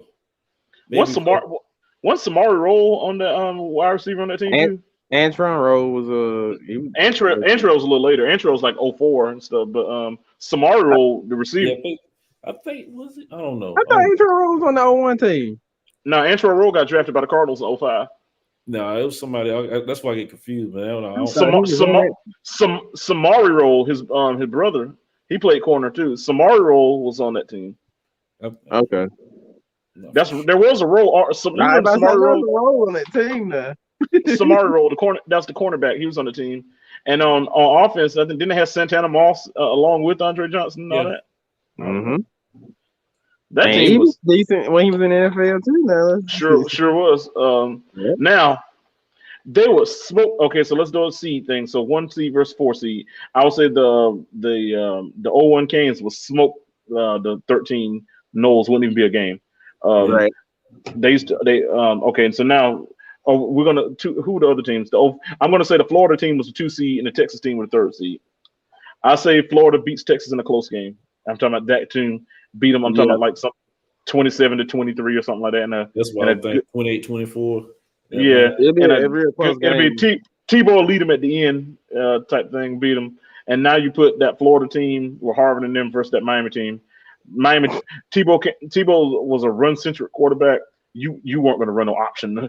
You weren't running no dang on option. You won't run on that thing, period. Oh yeah, they would. That right there. Yeah, you trying to run end arounds with Percy Harvin instead of trying to run end arounds and Here comes Sean Taylor. Man, you get people sit out on stretchers, man. Like, Jonathan Vilma coming in, Vince Wilford playing nose. You had Vilma at middle. You had Sean Taylor coming down from the safety. Man, if Tebow and them trying to run some zone read, if Tebow really gonna try to run some zone read on Miami, man, he would have got hit before the ball ever got pitched out. I don't mean to say this harshly, but he would have got the religion knocked out of him. Yeah. But seriously, by the time he pitched that ball out, that ball would have got knocked backwards out of his hand, and dang on Ed Reed would have come and scooped it up and ran it back for a touchdown, man. And let's not forget, they was a scoring defense too that year. Yeah. They scored majority of their points on defense. But they scored a lot. Man, and on offense, all Ken Dorsey, he had all day to throw, man. Ken Dorsey just sit back, tie shoes, do whatever he wanted. they made Ken Dorsey look like he was a good quarterback, kind of like Mac Jones. Oops, but God dang, got to deal with that. And Ken Dorsey was a bum in the NFL. He was like a 6th-round draft pick anyway, but he was in Carolina like as the quarterbacks coach for a little while. I remember that. Yeah, he was. And I think now he's quarterbacks coach in Buffalo. I think I think. I ain't heard nothing since he left Carolina. Well, I know Buffalo. He gone to Buffalo at least for a Pouncey year. I don't know if came. it's still. Pouncey came later. Who? That was on Florida though. When he on Who? Florida, Marquise Mike. Pouncey. One of the Mike Pouncers. One of them was. Pouncey. One of them went to the twins. One of them went to UCF, and one of them went to Florida. I can't remember which one. The one that played with the Yeah, Steelers. The one that played with the Steelers. That was I think Marquise. that's the one that went to UCF, and the one that played with the Dolphins went to Florida. Okay. Because the one that went to that played with the Dolphins was good friends with Aaron Hernandez because he went to the funeral and everything. He wanted to watch him. He wanted to watch him go to hell. Front row tickets. Keep throwing them fireballs, baby. Keep throwing them fireballs.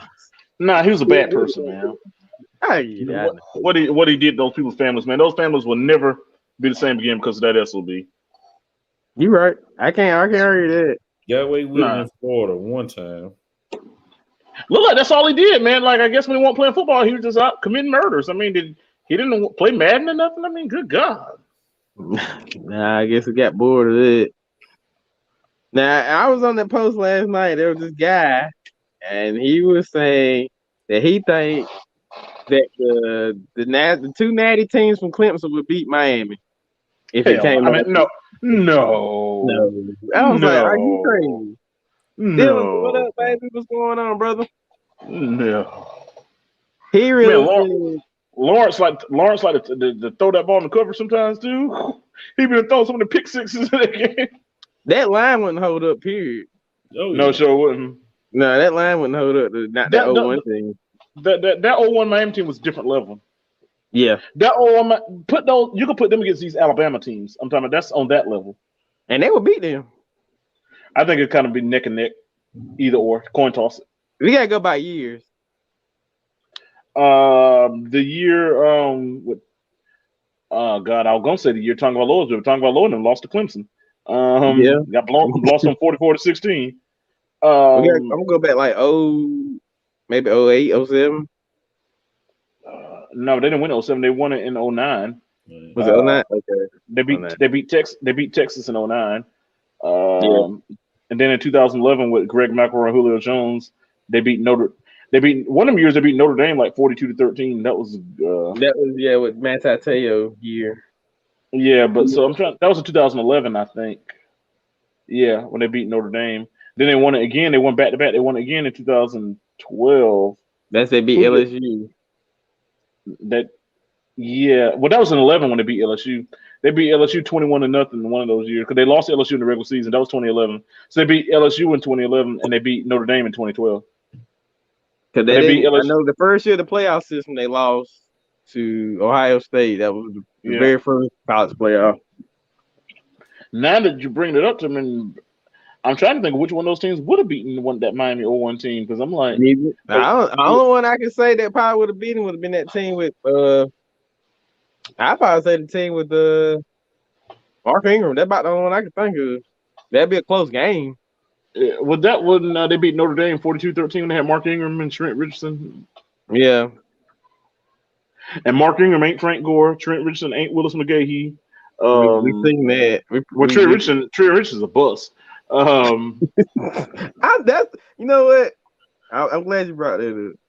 I think that was one of the biggest busts. Got to be top 5 busts in the NFL. Did you see that highlight? Did you see that preseason highlight that time he went to Raiders and he had that wide open hole? It was like Moses apart of the Red Sea, and then he bounced the ball to the outside and went and strung himself out to play. I'm like, you ever know how your joystick is stuck on you playing a game? Yeah. Like, nah. Dang, I meant to go this way. And then he went to Baltimore and then you remember his rookie year he got traded to the Colts in the middle of the season. Yep. He was just bad. Then he went to the AAF, whatever. Alliance of American Football. Didn't their season get cut in the middle of the? Didn't their season get canceled in the middle of the season that time? They didn't even get midway. I don't think they played 2 games. Because they played about 4 or 5 games, but because Steve Spurrier was coaching in that thing. I got your phone. Steve Spurrier was coaching in that thing. The old ball coach, man. Yeah, he was another one of them stigma type quarterback coaches. Yeah, him and Really getting that. Mike Shanahan is one. Let me see if I can turn this sideways with a Yeah, foot. definitely Mike Shanahan. M- Mike, I don't think Mike Shanahan liked black quarterbacks at all because when he was coaching, even with the RG3 thing, and I know RG3 turned out not to be good, but when RG3 first came in the league, he was good, and I think a lot of the RG3 issues were because of the injuries he had in Washington, and a lot of that is when Coach Shanahan put him out there knowing that he was injured He was and hurt. threw him out there Yep. anyway with no regards for his health, and that's when he messed his knee up even more, and he never got right Trying to after win that. that division. and I think and that's when and he he got didn't even paid. yeah and Shanahan didn't want him. The organization, Dan Snyder wanted him, but Shanahan didn't. It's like Yeah. Shanahan never been a guy who's advocated for any black quarterback. So I I mean, think he had Shanahan's good a off. white one for so long. But the thing about it, Shanahan's offense is perfect for an athletic black quarterback. The West Coast bootlegs and all that stuff, the moving pockets, Yeah. the rollouts and all that. Like, like he was happy to get Jake Plummer in Phoenix. I mean, not Phoenix, well, from Arizona. He was so So happy to get Jake Plummer. Jake Plummer was just a guy. You could almost say Jake Plummer was a bust in Arizona. He was yeah, happy to get Jake Plummer, but guys like that who hadn't accomplished anything, especially from where they were drafted. But you know, but then like guys like RG3 and stuff, he never won it. So it yeah. makes you one. It makes you wonder. There are a lot of those old school coaches who are like that, and people just don't want to call it for what it is, man. And it bothers me. The thing about it, you can still be honest about a situation. What bothers me is, I think it's something that people don't want to have to address in 2021. That can be a thing. That those because we like to think that in sports is uniting. It's where black people, white people of all races, creeds, religions, backgrounds can all come together and root for a team. And generally speaking, that is the case. But I think sometimes when it comes to something that we love, and when it comes to the skeletons that are in our closets, we don't want to acknowledge those skeletons. And I think it's one of those things where those kind of things creeping into our sports world is such an uncomfortable thing to talk about, to where we don't even want to acknowledge that those things exist. So it makes people uncomfortable to even talk about them. But the thing about it, if you want to make progress in society, you have to talk about uncomfortable things. In order to make progress, in order to advance in life, you have to get uncomfortable. Yeah. You can't advance. You can't move up. You can't Being become comfortable. you can't become better being comfortable. Nope. You got to Being step out comfortable, the element. right? If you Complacency. right, comfort equals complacency. Yeah. Yep. I'm about to say so, and as long as people, and that's all of us, as long as we decide to stay comfortable, then we'll be complacent with society as it is. If we Mhm. want society to be better, we have to get uncomfortable and talk about Exactly. things and not only talk about things that are uncomfortable, but come up with solutions for the uncomfortable things. Because to bring up a problem without a solution is pointless. So at some point, we have to be solutions oriented. But here's the thing: some people don't want a solution, because the thing about it, that doesn't necessarily, what I'm about to say doesn't necessarily make someone a bad person. A person doesn't have to be a bigger or be a bad person. But the thing is, if you know something exists and you ignore it or turn a blind eye to it, lots of times it's because if you might know that something's not right, but it doesn't impact you. So since it doesn't impact you, it's like it ain't my problem. But Problem. some Yep. right, and that's human nature. I'm not knocking anybody for that. There are things that we see every day where it's like I'm not gonna bother that. That ain't my problem. But if that's the attitude about everything, you'll never have any progress, because if in order for us to move forward, people who are not impacted by certain things have to step up and say, "Hey, this is not right, and we can't have this." But as long as people who are not impacted are silent, then they're a part of the problem too, because they see something, they recognize something, but they're doing nothing about it because it doesn't impact them. And that's the human nature, because we don't worry about things that don't impact us. So that's a major problem as well. And what bothers me is the journalistic irresponsibility by some of the members of the media. They try to create a narrative and push a narrative instead of just reporting what's there. And that Right. bothers me too. Instead of trying to push an agenda, just report, tell what it is. But they always try to put an angle on it. So even when they report facts, they'll put their twist and add their interpretation to it instead of just giving me the information. That's not only in sports, that's politics, that's whatever. If you watch news, depending on what network it is, you can tell who's biased toward, whether it's liberal bias or conservative bias. You can tell what news networks are biased, have liberal bias, like MSNBC, for example, has liberal bias. And you can tell because anything they report, they're going to angle it or position it to be favorable to the liberal ideology. Fox News, for example, is conservative bias. Whatever they report, they're going to angle it and slant it to have that's where it's going to align with the conservative ideology. Where at some point you need a source to say this is the news, this is what happened. Formulate your own opinion, but here are the facts. And in television and media, we have too many people who are responsible for giving us unbiased, unadulterated news, but instead they're giving us news and adding their commentary on it and giving you an opinion to have versus giving you the raw information and letting you formulate your own opinion. Absolutely. And again, Trent Richardson, great college player. This didn't translate when it got to the pro level. Professional, yeah, not at all. I mean, not at all. And you would think shit, Trent Richardson gonna be like, you would have thought Trent Richardson was gonna be what Derrick Henry is when it translated to the league. I say that. Well, I thought to me Derrick Henry. Well, he's quicker than Derrick Henry. I'm talking about he was more. I thought Trent Richardson was gonna be more of an electrifying back, like a guy who's quick in and out of his cuts, a guy who can make one cut and gone, and he's up, and then on the same vein of a Dalvin Cook type. I thought that he would be that kind of guy. I didn't think I wondered about Derrick Henry because by him being so big, I thought maybe at best he might be Brandon Jacobs, but Derrick Henry turned out just to be a big. I get concerned about tall running backs because they run so high. I worry about injuries and stuff with tall running backs because when you're running so high, your upper body, you're kind of susceptible to injuries.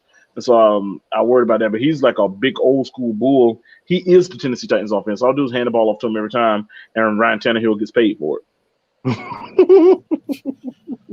See how that worked? Worked? I've seen games where Ryan Tannehill threw the ball 11 times, and he went like 7 of 11 for 116 yards. How many times Derrick Henry had the ball? And Derrick Henry ran the ball 30 times for 175 yards. And then people said Ryan Tannehill led them to victory and the way he manages the game. I'm like, hell, I can hand the ball off. Le'Veon Bell was good, but he got to that point when he started. Le'Veon Bell need to fire his agent because for him to sit out that whole season in Pittsburgh, left that $14 million on the table, only to get the same deal from the Jets that Pittsburgh was offering from the jump, and then go to a bad team with a bad line where and his value, he got released and his value plummeted. Le'Veon Bell, he need to fire his agent ASAP. That was the dumbest. Where'd he go? He just got traded. Then somebody just He must have got Dennis Schroeder agent. Oh man, Dennis. No, I get it. No, I get the Dennis Schroeder thing because Lakers offered him 4 years, $84 million. He turned it down, and now he's getting like 1 year, $6.9 million. So, man, first world problems. I wanted $24 million a year. Now I'm only getting $6.9 million a year. Man, I wish I had those problems. Yeah, I do too. Man, poor guy, man. He only getting $6.9 million, man. What is he gonna do? Nah, but I get what you're saying though, because the market is. But Dennis Schroeder, he played poorly. He did that to himself. Oh yeah. Yep. I blame Dennis Schroeder. For Anthony Davis to have the audacity talking about he got frustrated playing with Dennis Schroeder, I'm like, Anthony Davis didn't even play enough games to be frustrated with anybody. He ought to have been the opposite. Yeah.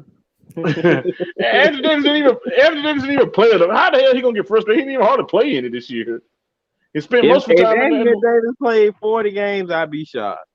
If he played 40 this year. Out of 72 games, you pushing it if you're saying 40.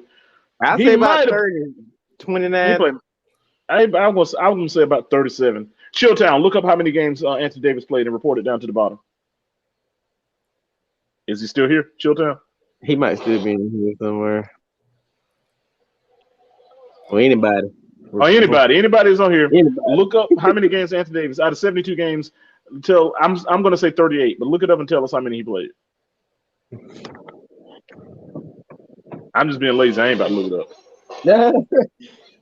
But again, Le'Veon Bell messed himself up. I don't know where he ended up. I seen it the other day that he got released from Kansas City, right?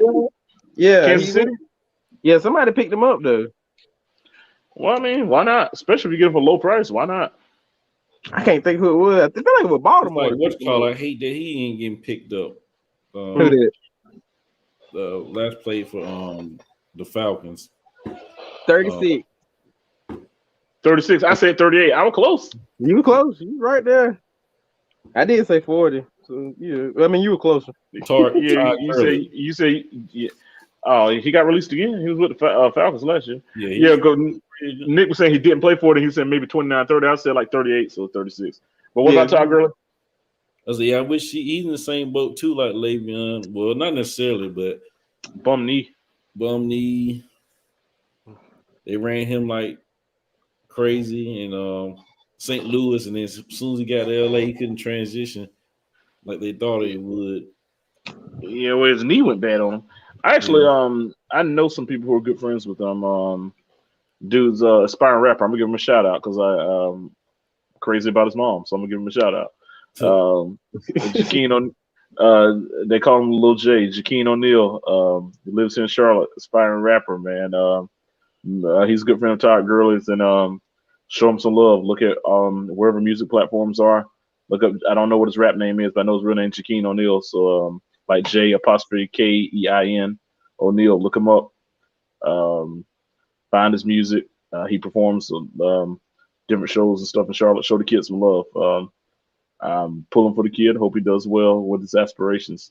So there you go. I gave him a free shout out on our platform. Shout outs. But yeah, Ty Gurley, they ran him to the ground when he was in Los Angeles. They ran him to the ground, and that was gonna happen. Yeah, I hate to say it. The same thing gonna happen to Christian McCaffrey. Yeah, gonna happen to Christian McCaffrey too. Yeah. But I bet, but the way Carolina gonna do, they're gonna still keep giving Christian money. They're not going. Most of the running backs, what they do, they're franchise them twice and then let them, or they're franchise them like a couple times in a row, then let them walk. Carolina, they're gonna empty the whole bag to Christian McCaffrey. Yeah. Carolina, I don't like the way they run the organization now.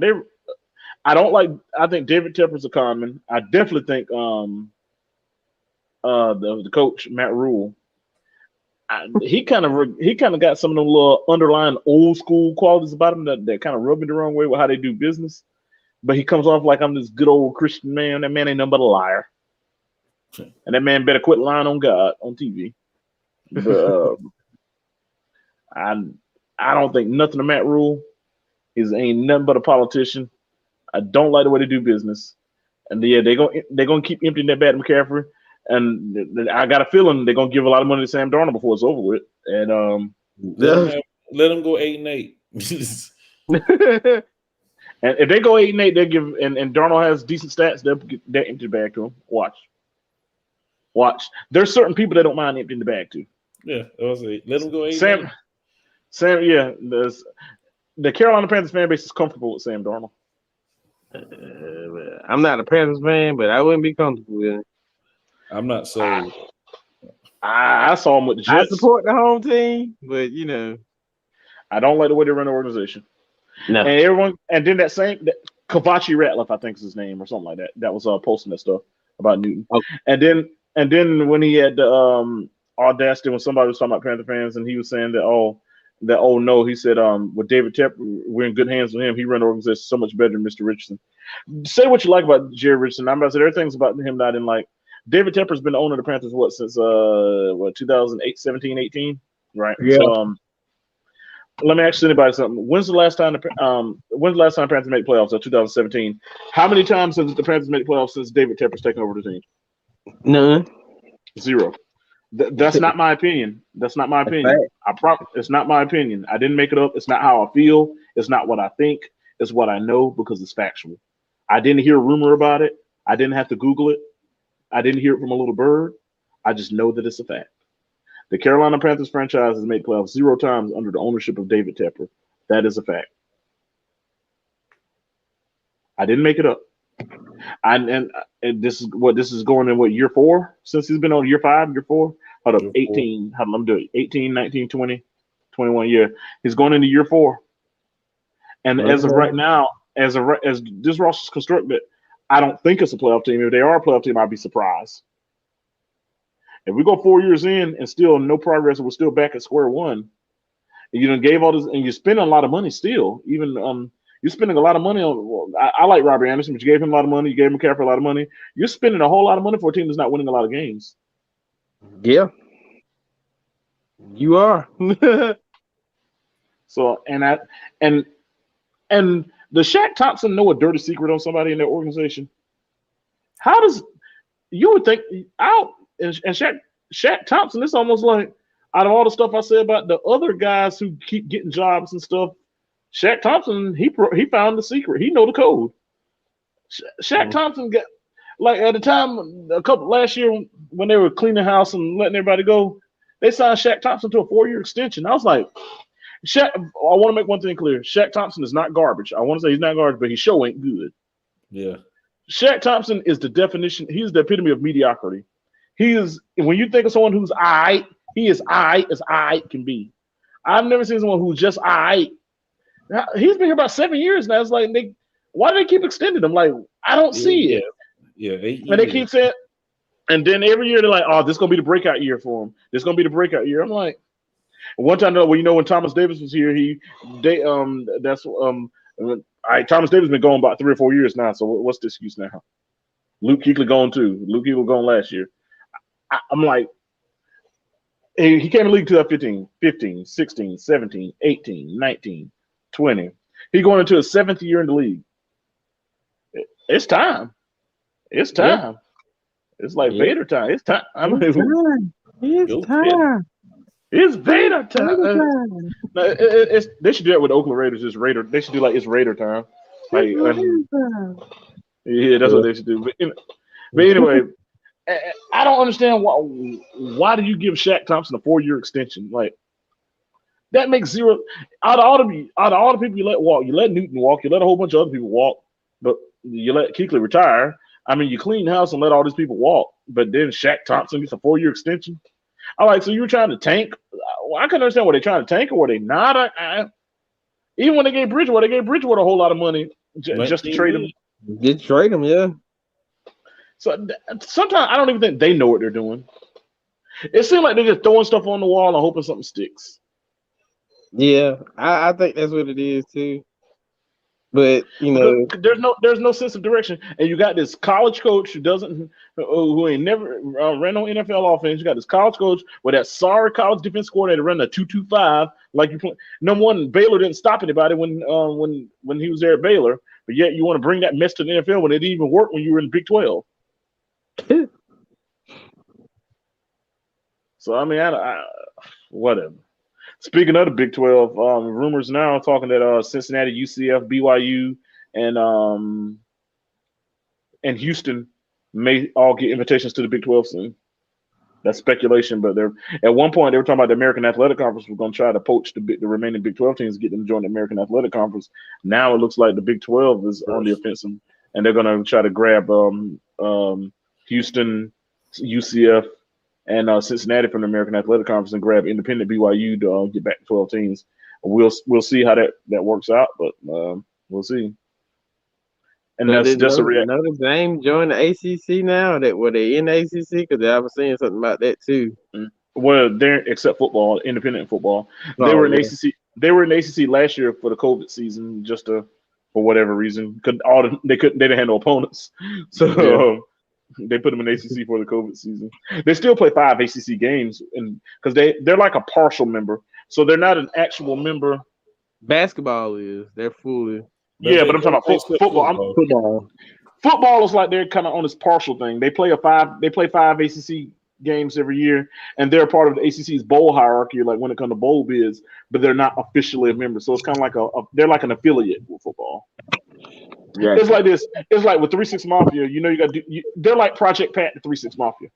Yeah, they're affiliated. Yeah, like Project Pat's not a member of 3-6 Mafia, but he's closely affiliated with 3-6 Mafia. So or like Flesh and Bone, the Bone Thugs and Harmony type thing. Yeah, I get it.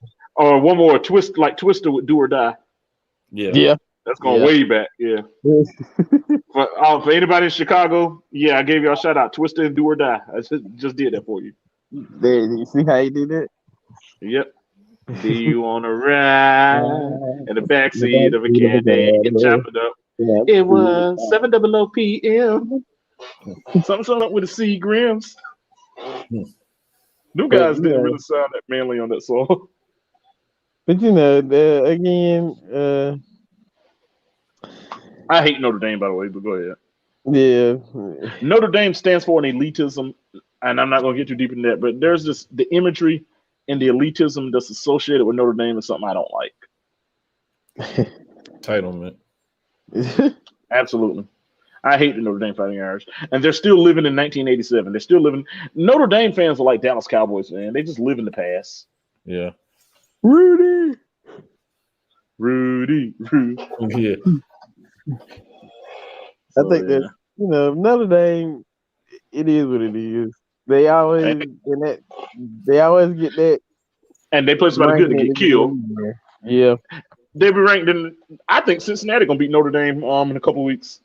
Or that might be about a month from now. But, I think Cincinnati's defense is nasty, and they got like everybody coming back. I like to see what K-State gonna do this year. I know they probably ain't gonna be like I'm just watching because of Tim Horn. Shout out Tim Horn, former Anson Bearcat, former Charlotte 49er. Timmy Horn also just got married a couple months ago. Congratulations, young man. Shout out to you, Tim Horn. Everybody in Anson County is proud of you. Everybody in Charlotte 49er Nation is proud of you too, man. Keep representing Charlotte. Keep representing Anson County. Salute to you, young man. I think if they join the Big 12, those K-State teams. Well, I know K-State. I'm saying the teams you were talking about prior. If they join, yeah. I think one of them teams actually win that conference. Well, Cincinnati certainly can. Yeah. Houston could be a possible potential one. I can kind of see Houston, making Houston that. Dana Holgerson got to prove he can coach, man. Yeah. Because like when he left, where did Dana used to go? West Virginia. Yep. The only reason he got that job is because Oliver Luck. Yes, if the last name sounds familiar, he's the father of who you're thinking about. Because Oliver Luck fired Bill Stewart. Yeah, fired Bill Stewart. God rest Bill Stewart. So fired him because he didn't want him there. He already knew Dana from when Dana was at Oklahoma State as offense coordinator under Mike Gundy, and he brought him in and he had him as coach in waiting. And then when some dirt came up from Bill Stewart, he fired him in the middle of the season. That was Oliver Luck's handpicked choice because he liked him. And that's the only reason he got a job. And he voluntarily left West Virginia to go to Houston. Houston got a lot of oil money in there. Mm-hmm. But yeah, just like Texas A&M.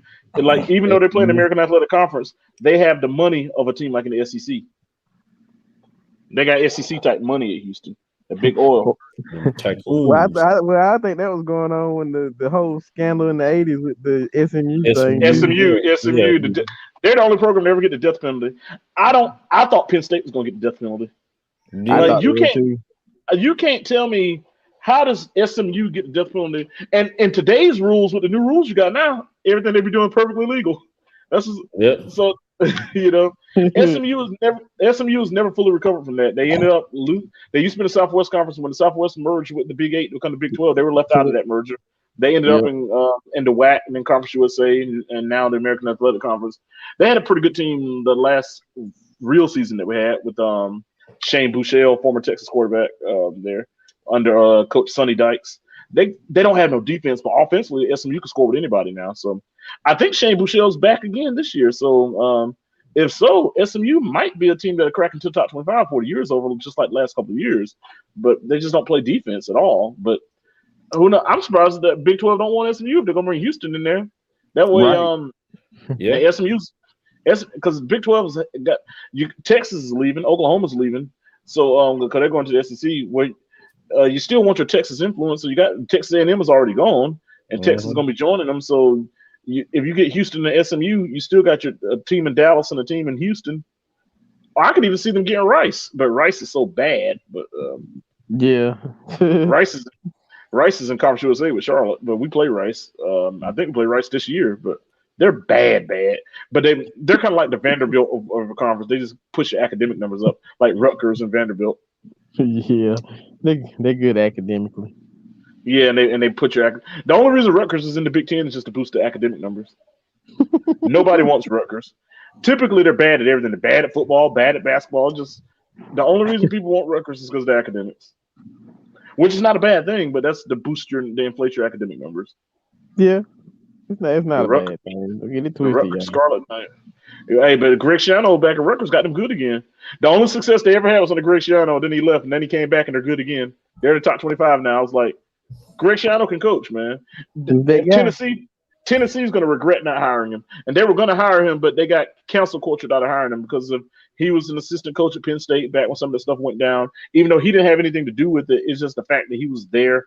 His name got dropped a couple times in that, and then some people are like, "Oh, we can't hire him," and it's like, okay, After that whole situation, I was like, my man, I hate to say it like that. As I said, my man gonna get sick and probably just pass on. that's what Cause he did. they We all said that when they fired him. We all said he won't. He died like 2 months after he got fired. yep, Oh yeah, yep, I mean, he didn't waste no time. He said, "F it, I'm gone." yeah. yeah. You took something away that he probably that was probably the one thing that he actually enjoyed in life, just coaching. Whether they were winning or losing, And that the thing was about it, he had already announced that the stuff went down that he was going to retire at the end of the season, and they were like they Mhm. fired him like around Thanksgiving time. They're like they fired his butt, and then about a month later he was dead. And I remember they lost the bowl game. He was already dead by the time they lost the bowl game. They Okay, lost yeah, they lost the bowl game to Houston. This one Kevin Sumlin was coaching Houston when Case Keenum was there. And Mhm. Houston was ranked though. Houston was ranked like 14th or something like that, and Penn State was ranked like 17th or something like that. Penn State was still good when Paterno was last there. They were like top 20 team. Yeah, they yeah. Uh, stayed 20 for in the top 20 or these top 25 for. yeah, they were ranked Uh, like they didn't fall off with him. They were still good with him. Yeah. And they lost to Houston in that bowl game kind of convincingly. But I knew at that time that bowl game was happening with the interim coach and all that. It was just like whatever. All That's how because of Kevin and some that's how nasty and that's how name. and that's how Kevin Sumlin got the job at Texas A&M at the good season. Back then, Conference USA had some good teams. You had Houston and Southern Miss. They were both in the top 25. Southern Miss finished ranked that year too. Um, Same Southern Miss that Brett Favre went to. But Yep. Wrangler. but you know but you know what? I'm gonna go out on a limb and say the Charlotte 49ers will represent Conference USA East in the Conference USA championship game this year. I'm gonna say it. The, Y'all Char- heard it here. the Charlotte 49ers will win the Conference USA East and play in the Conference USA championship game. He guaranteed. I I ain't can guaranteeing that. I ain't guarantee. guaranteeing a thing, but man, you don't make guarantees in sports, man. That's true. We just Uncle Hey, Charles is always doing it. hey, somebody, what's the score to East Carolina App State tonight? Somebody, the game's going on right now. Somebody update me with the score. Game might be over. Yes, Somebody, man. anybody, What time that game started? It started like 7, seven, didn't it? seven. Yeah. Please, man, please, sir. Anybody who can get the score, East Carolina versus App State. Let me know who's winning. I feel like App State by a lot, but still, because East Carolina's bad. Ever since they fired Ruffin McNeil, it's like they've been The law. cursed. What can you tell us the score to that game? 27-9. Oh. Huh? 27-9 App State. I said App State probably by a lot. I'm gonna tell you why else. I don't. Calvin Watson, Derek Spencer, do not get mad at me. But I'm gonna tell you why I hate East Carolina. They fired Ruffin McNeil for no reason, and then they tried to be slick. They did a Teddy Bridgewater. They brought in Scotty Montgomery to replace him, just like they brought in Teddy Bridgewater to replace Newton. So people like me couldn't say that. Oh, I see what you did there. So he said, no, no, we're not. No, we're not like that. We're not like that. See, we hired another one. Oh, you He serious? didn't do. He didn't do a darn thing. He fired him, and then Mike Houston. Mike Houston, you got no guts and no valor. I'm gonna tell you why you have no guts. That's why you deserve to lose. You had a great thing in James Madison. You would agree to come to Charlotte to coach Charlotte 49ers, and then at the last second you backed out and it was like, well, I want to interview for other jobs after you had agreed to a contract and everything, and then you left to go to East Carolina, and now you up there with them bums or whatever, you can't win a darn thing. I said, so you got what you deserve, Mike Houston. I hope you get fired this year, you gutless coward with no valor. So I don't feel sorry for East Carolina. I hope East Carolina go 0-12, and I hope Mike Houston get fired, and I hope he try to go back to James Madison. They don't want him. And don't come to Charlotte begging. He might. We don't want him. Send him back up to Harrisonburg, Virginia. I'm I mean, interested to see the college ball this year. I seen some of the games. I guess the kickoff games that's probably getting ready to tune up. yeah. Couple of things I was looking at. Is Oregon go in the Pac-12? They Got to win get Pac-12 to North. They win Pac-12 North at least. They won it last year, and then lost to Iowa State. That same Iowa State that lost to UL Lafayette earlier in the season. it. Yep. But They got a high they win. chance of winning it. Now, I know that. I mean, they should win Pac-12 North with no problem. Who in the Pac-12 South? You think USC coming out the South? Arizona State? Ooh. Arizona State probably. Yeah, what's More the than likely. Arizona State? Man, I hope Coach Herm Edwards. Man, I'm rooting for him. That's that guy. You know, Herm man, Edwards. he got Marvin Lewis as defense coordinator. I mean, he got a whole NFL staff on that Joker, man. I'm happy for Herm Edwards. That was random when they hired him, but I'm happy for him, man. So good for Herm. I would love to see Arizona State represent the Pac-12 South in the Pac-12 championship game.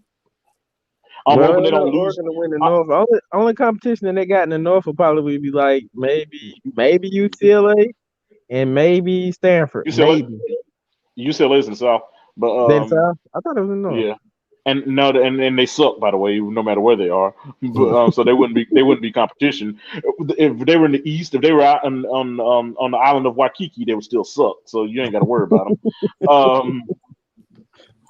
I was gonna say Utah will be like the other team in the North. This who is I don't think Stanford. I mean, shout out. I mean, to David Shaw, one of the few black FBS Power Five coaches you got. Had some very good teams in the past. I haven't heard a whole lot of hay out of Stanford coming off an off season, but usually they're well disciplined. I know this is going to sound like stigma, but they're kind of like the Weddington Warriors type thing when it comes to college football. They're highly disciplined. Guys don't blow assignments. They buy into what Coach Shaw does. So I'm sure Stanford's a team that I don't think they're going to be a favorite, but you still, when you play them, you have to be ready to play. They're always physical. They run pro style offense. They always run like multiple tight end sets. They want to get physical, get downhill, run the ball off tackle, and play a physical brand of football. So when you're playing against Stanford, you have to be prepared and ready to play, or you can get upset. So like a team like Oregon, when they're playing Stanford, they have to go in the game ready to play. They can't just be lollygagging around, or that's the type of game where you can get an upset on you. But as far as competition, Utah would be the other team in the North that you would think might give them a go. And if they have to go out to Utah in that high altitude, it might be a game where it might not come easy, where they're really going to have to kind of bog down and go and get it. But I think if Oregon plays up to the capability of Oregon, they don't have any setbacks, don't have any having to have guys out due to COVID. If everybody's healthy and they're able to keep the roster together, no controversy, nothing like that, I expect Oregon to win the Pac-12 with no problem. And worst case scenario, play in the Rose Bowl. Yeah, they ain't gonna make with the strength of schedule. I don't think they'll make the top four. Well, it's depending on who else loses and stuff, man. You never know. Well, the Alabama Invitational. Then you got Clemson. That's always going. Ohio State. Oh, yeah. Well, Clemson should run the table in ACC. Should so. Yeah, I think who the quarterback, the guy that started last, where he started. Yeah,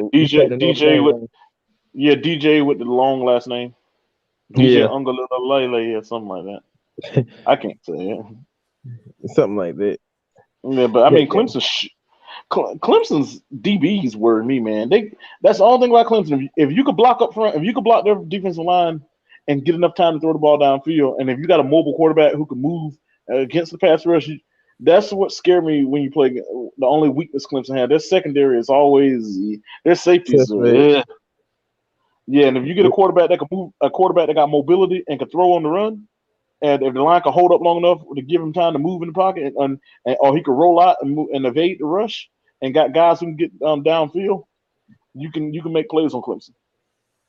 Yeah, but usually their secondary gets protected because their defensive front is so good to where they get a good pass rush. But last year they couldn't get no pass rush against Ohio State, and Justin Fields went to town on them.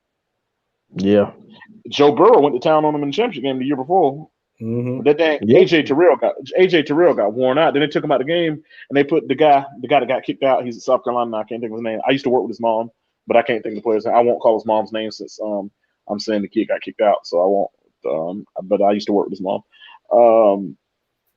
He was good too, but they tried to put him on the receiver at LSU, and I can't think of that receiver's name for nothing now. That played at LSU that wore Clemson up. He in the league now, I think. But yeah, man, I hate to say this, man. I'm starting to get sleepy, man. I don't want to talk to you guys to death. Well, we finna shut it down. We finna bring the Cadillac back to the station. Cadillac. Speaking of Cadillacs, man, anybody listen to Big Crit's new album? Yep. I need to. I heard it was fire. I wouldn't call it fire, but it was straight. Straight. It's normal crit. I say on a scale of 1 to 10, 7.5. 7.5. On a scale of 1, that's my personal opinion. On a scale of 1 to 10, I'll give it a 7.5. I'm about like Yeah. him. I'm probably like 8, 7. Yeah, it's straight. It ain't like you're gonna hear it, you be like, oh my god, like man, I'd rather have this than to be with my wife. Now it ain't nothing like that. But But get your normal crit, yeah, I believe this. You rather listen to that than to listen to Lil Uzi Vert. Yeah, Yeah. definitely. I definitely listen to Crips here all day long. Man, Crit was here. That was. I tell you what, my favorite Big Crit mixtape was King of Remembered in Time. That should have been an album. Oh, That yeah. The one with should've Life, the one with Life's a Gamble on it. The one with Just Last Week I had the ball on it. The one Thought You Were the Only One and all that. That should have been an album. That Yeah, a should have lot been an of album. good tape. Man, yeah, Forever and a Day. Yep, I used to listen that's to one of that. my favorites. I still got that on my phone. I still got the actual disc Forever and a Day. I got King Remember the Time. The one, what was the Crit was here? The one with No Static with Warren G. With that Crit was here? No, that's It's Better This Way. That was a good one, Better too. this way. It's better this way. It's better this way. Yeah, that was a good one. I like the joint with Warren G. That no static when it's cool, no static when you always got a crew and you're always on the go. Yeah, that was a good one. His mixtapes sometimes be better than his albums. Catalactica was a great album. Yes. I love Catalactica. He had another one that I really like. What came after Catalactica? What the one after Catalactica? The one with the 2 discs. It was the one before then. Well, the 2 disc one was, what was that called? Olympus. Nah, Forever is a Mighty Long Time. Yeah, That's it. Yeah. that was good. I The like one in that. 1999, the bandanas up like it's 1999. Bandanas up like it's 1999. Hey, that's my Yeah, that favorite was song sign on the all my hunger knocking that pain for the lows to the highs to shake the whole frame with the But I'm screw. like, what? There was an album that came after. But there was an album that came after Catalactica. Wasn't there an album before? Was it a mixtape? Was it a mixtape? But he had an album before Forever that came after. Catalactica came out in 14. Forever is a Mighty Long Time came out like in 17. Yeah. Yeah. Hang on one second. Let me respond to this text. I'm trying to think what album it was. A mixtape. You gonna listen to that? What call it tonight when it drop? Was that Who? Donda? No. Nice. No. I ain't been listening to Ye in years, man. Donda. Yeah, that's all I heard. And turn it off. I can't see. I It's like old worse than Poopity Scoop. man. You ever heard that story when Dre was telling me about that? The last time I listened to a Kanye West album was 808s and Heartbreaks. That was his last true good quality album. Yeah. I'm We not thought about you this Monday. way I wanted to. The first album and Graduation is his best works to me. Yeah, that's what I was saying too. Like College Dropout was his best album, in my opinion. Late Registration was good too. That wasn't a bad album. I just like Graduation, the way he just, I don't know, it was your cup of tea. It was your cup. I said it was your cup of tea. That's cool. Yeah. It's just like the way he did it. It was just more. I like how he kind of went to that style with Graduation. I love 808s and Heart. I love 808s and Heartbreaks. The fact that he sung it was different from all those other albums, but it still worked. The doom. I'm not loving you the way I wanted to. I had to go. See, I had to move. No more wasting time. So keep your love like that. Your love like that. Keeping your love like that. Love like that. Man, I gotta go back and listen to that album, man. Even the first song that. Why would she make calls out the blue? Now I'm gonna say Dark Twisted Fantasy was a good one too. That was straight with all of the lights. Dun, dun, dun, dun, dun, Yeah, dun, dun, dun, dun, dun, dun, dun, he a dun, good dun, catch. dun. Devil in a All dress. of That was with Rick Ross. That was a good one. drop.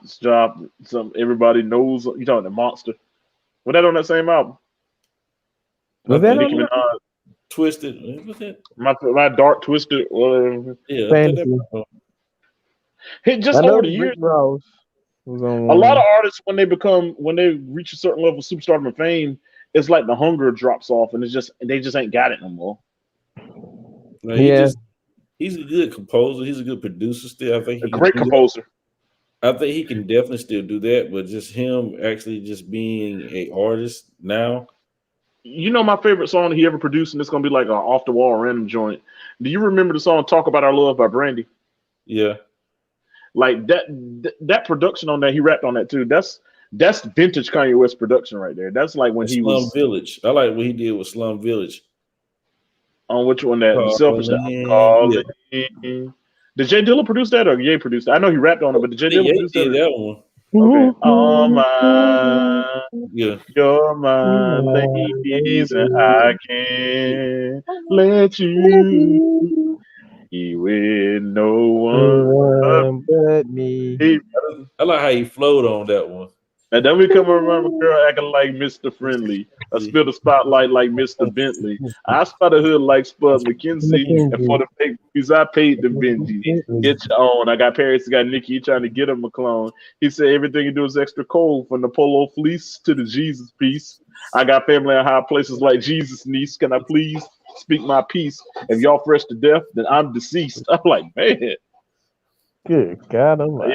remember so. Man, we're gonna talk on that long, man. I gotta see what I Well, gotta get off. I'm gonna see how Well, this we trade we we get gonna we tonight. gonna we gonna recap that Monday because we're gonna do the episode Monday is gonna be we're coming up with a composite list of the top 10 producers of all time. So Oh, Ooh, man. Oh, you that's might yeah, have that you on that one. You might have let me in on that one. yeah, that's the Monday episode. Y'all can jump in Monday. we'll see. I might be watching Raw. Oh yeah, Nah, I can't. I'm effing with you. Oh, there is a big college football game that Monday. Though. Ain't Louisville and Ole Miss or something like that playing?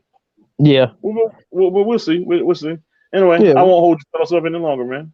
Hey, we go. Let's go ahead and close it out. The floor is yours, T Hard. All right. Hey, it's that time of year again. College football is on the horizon. Starting off tonight, it's week one. Um, it's just good to see. I'm happy about it. I'm excited about it. This is my favorite time of year. This is the time where, despite some of the divisive things that we may have talked about tonight, ultimately, I think football is a uniting sport. I think the football stadium is a uniting venue. It is a place where people from all backgrounds, all creeds, all races, all religions come together and root for one common team. It shows the beauty of tribalism because at that point, for example, on a Friday night, we're not black, we're not white, we're not Native American, we're not Asian.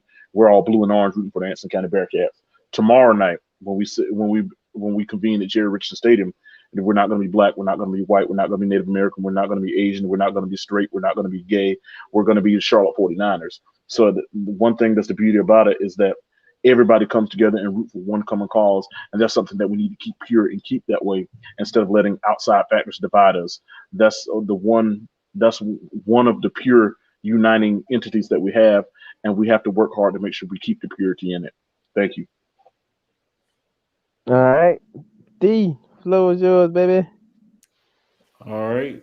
Just would like to say, again, good show, fellas. Oh yeah. Just a reminder, just think about everything that's going in the world, all the, good and the bad, but just keep God first. Amen. Keep everything in your lane, and stay prayed up and just one day at a time because you never know. Yes, sir. And Yes, sir. just as we say, just be you, have fun, and do whatever makes you happy That's within true. reason. It's within reason. But all in all, good show again, fellas, and good night. See you next All week. Yes, sir. right. Let me get my last little thought out in here. Hey man, appreciate everybody for coming in. And again, The wheel is up. The entry time, you still got almost over 24 hours. Well, 25 maybe 24 or something like that. Anyway, you got to 11:59 tomorrow to get in this giveaway. But again, appreciate everybody for coming through. I can never forgive the Patriots for what they done this week to me as a fan. Uh, I wish Cam the best. You know, hope he lands somewhere and plays us and beats the shit out of us. That's just my opinion. Uh, and again, uh, for those people that doubted that man, when he come back, don't be jumping on his bandwagon again. That's all I'm gonna say, and I'm gonna leave it at that. And fellas, we up out of here. Appreciate y'all tonight. Peace to Much love. everybody in the chat. Thank y'all for coming through. I love y'all God guys, bless. man. Peace. No doubt. Good night, fellas. Good night, Night. world. See you. Night.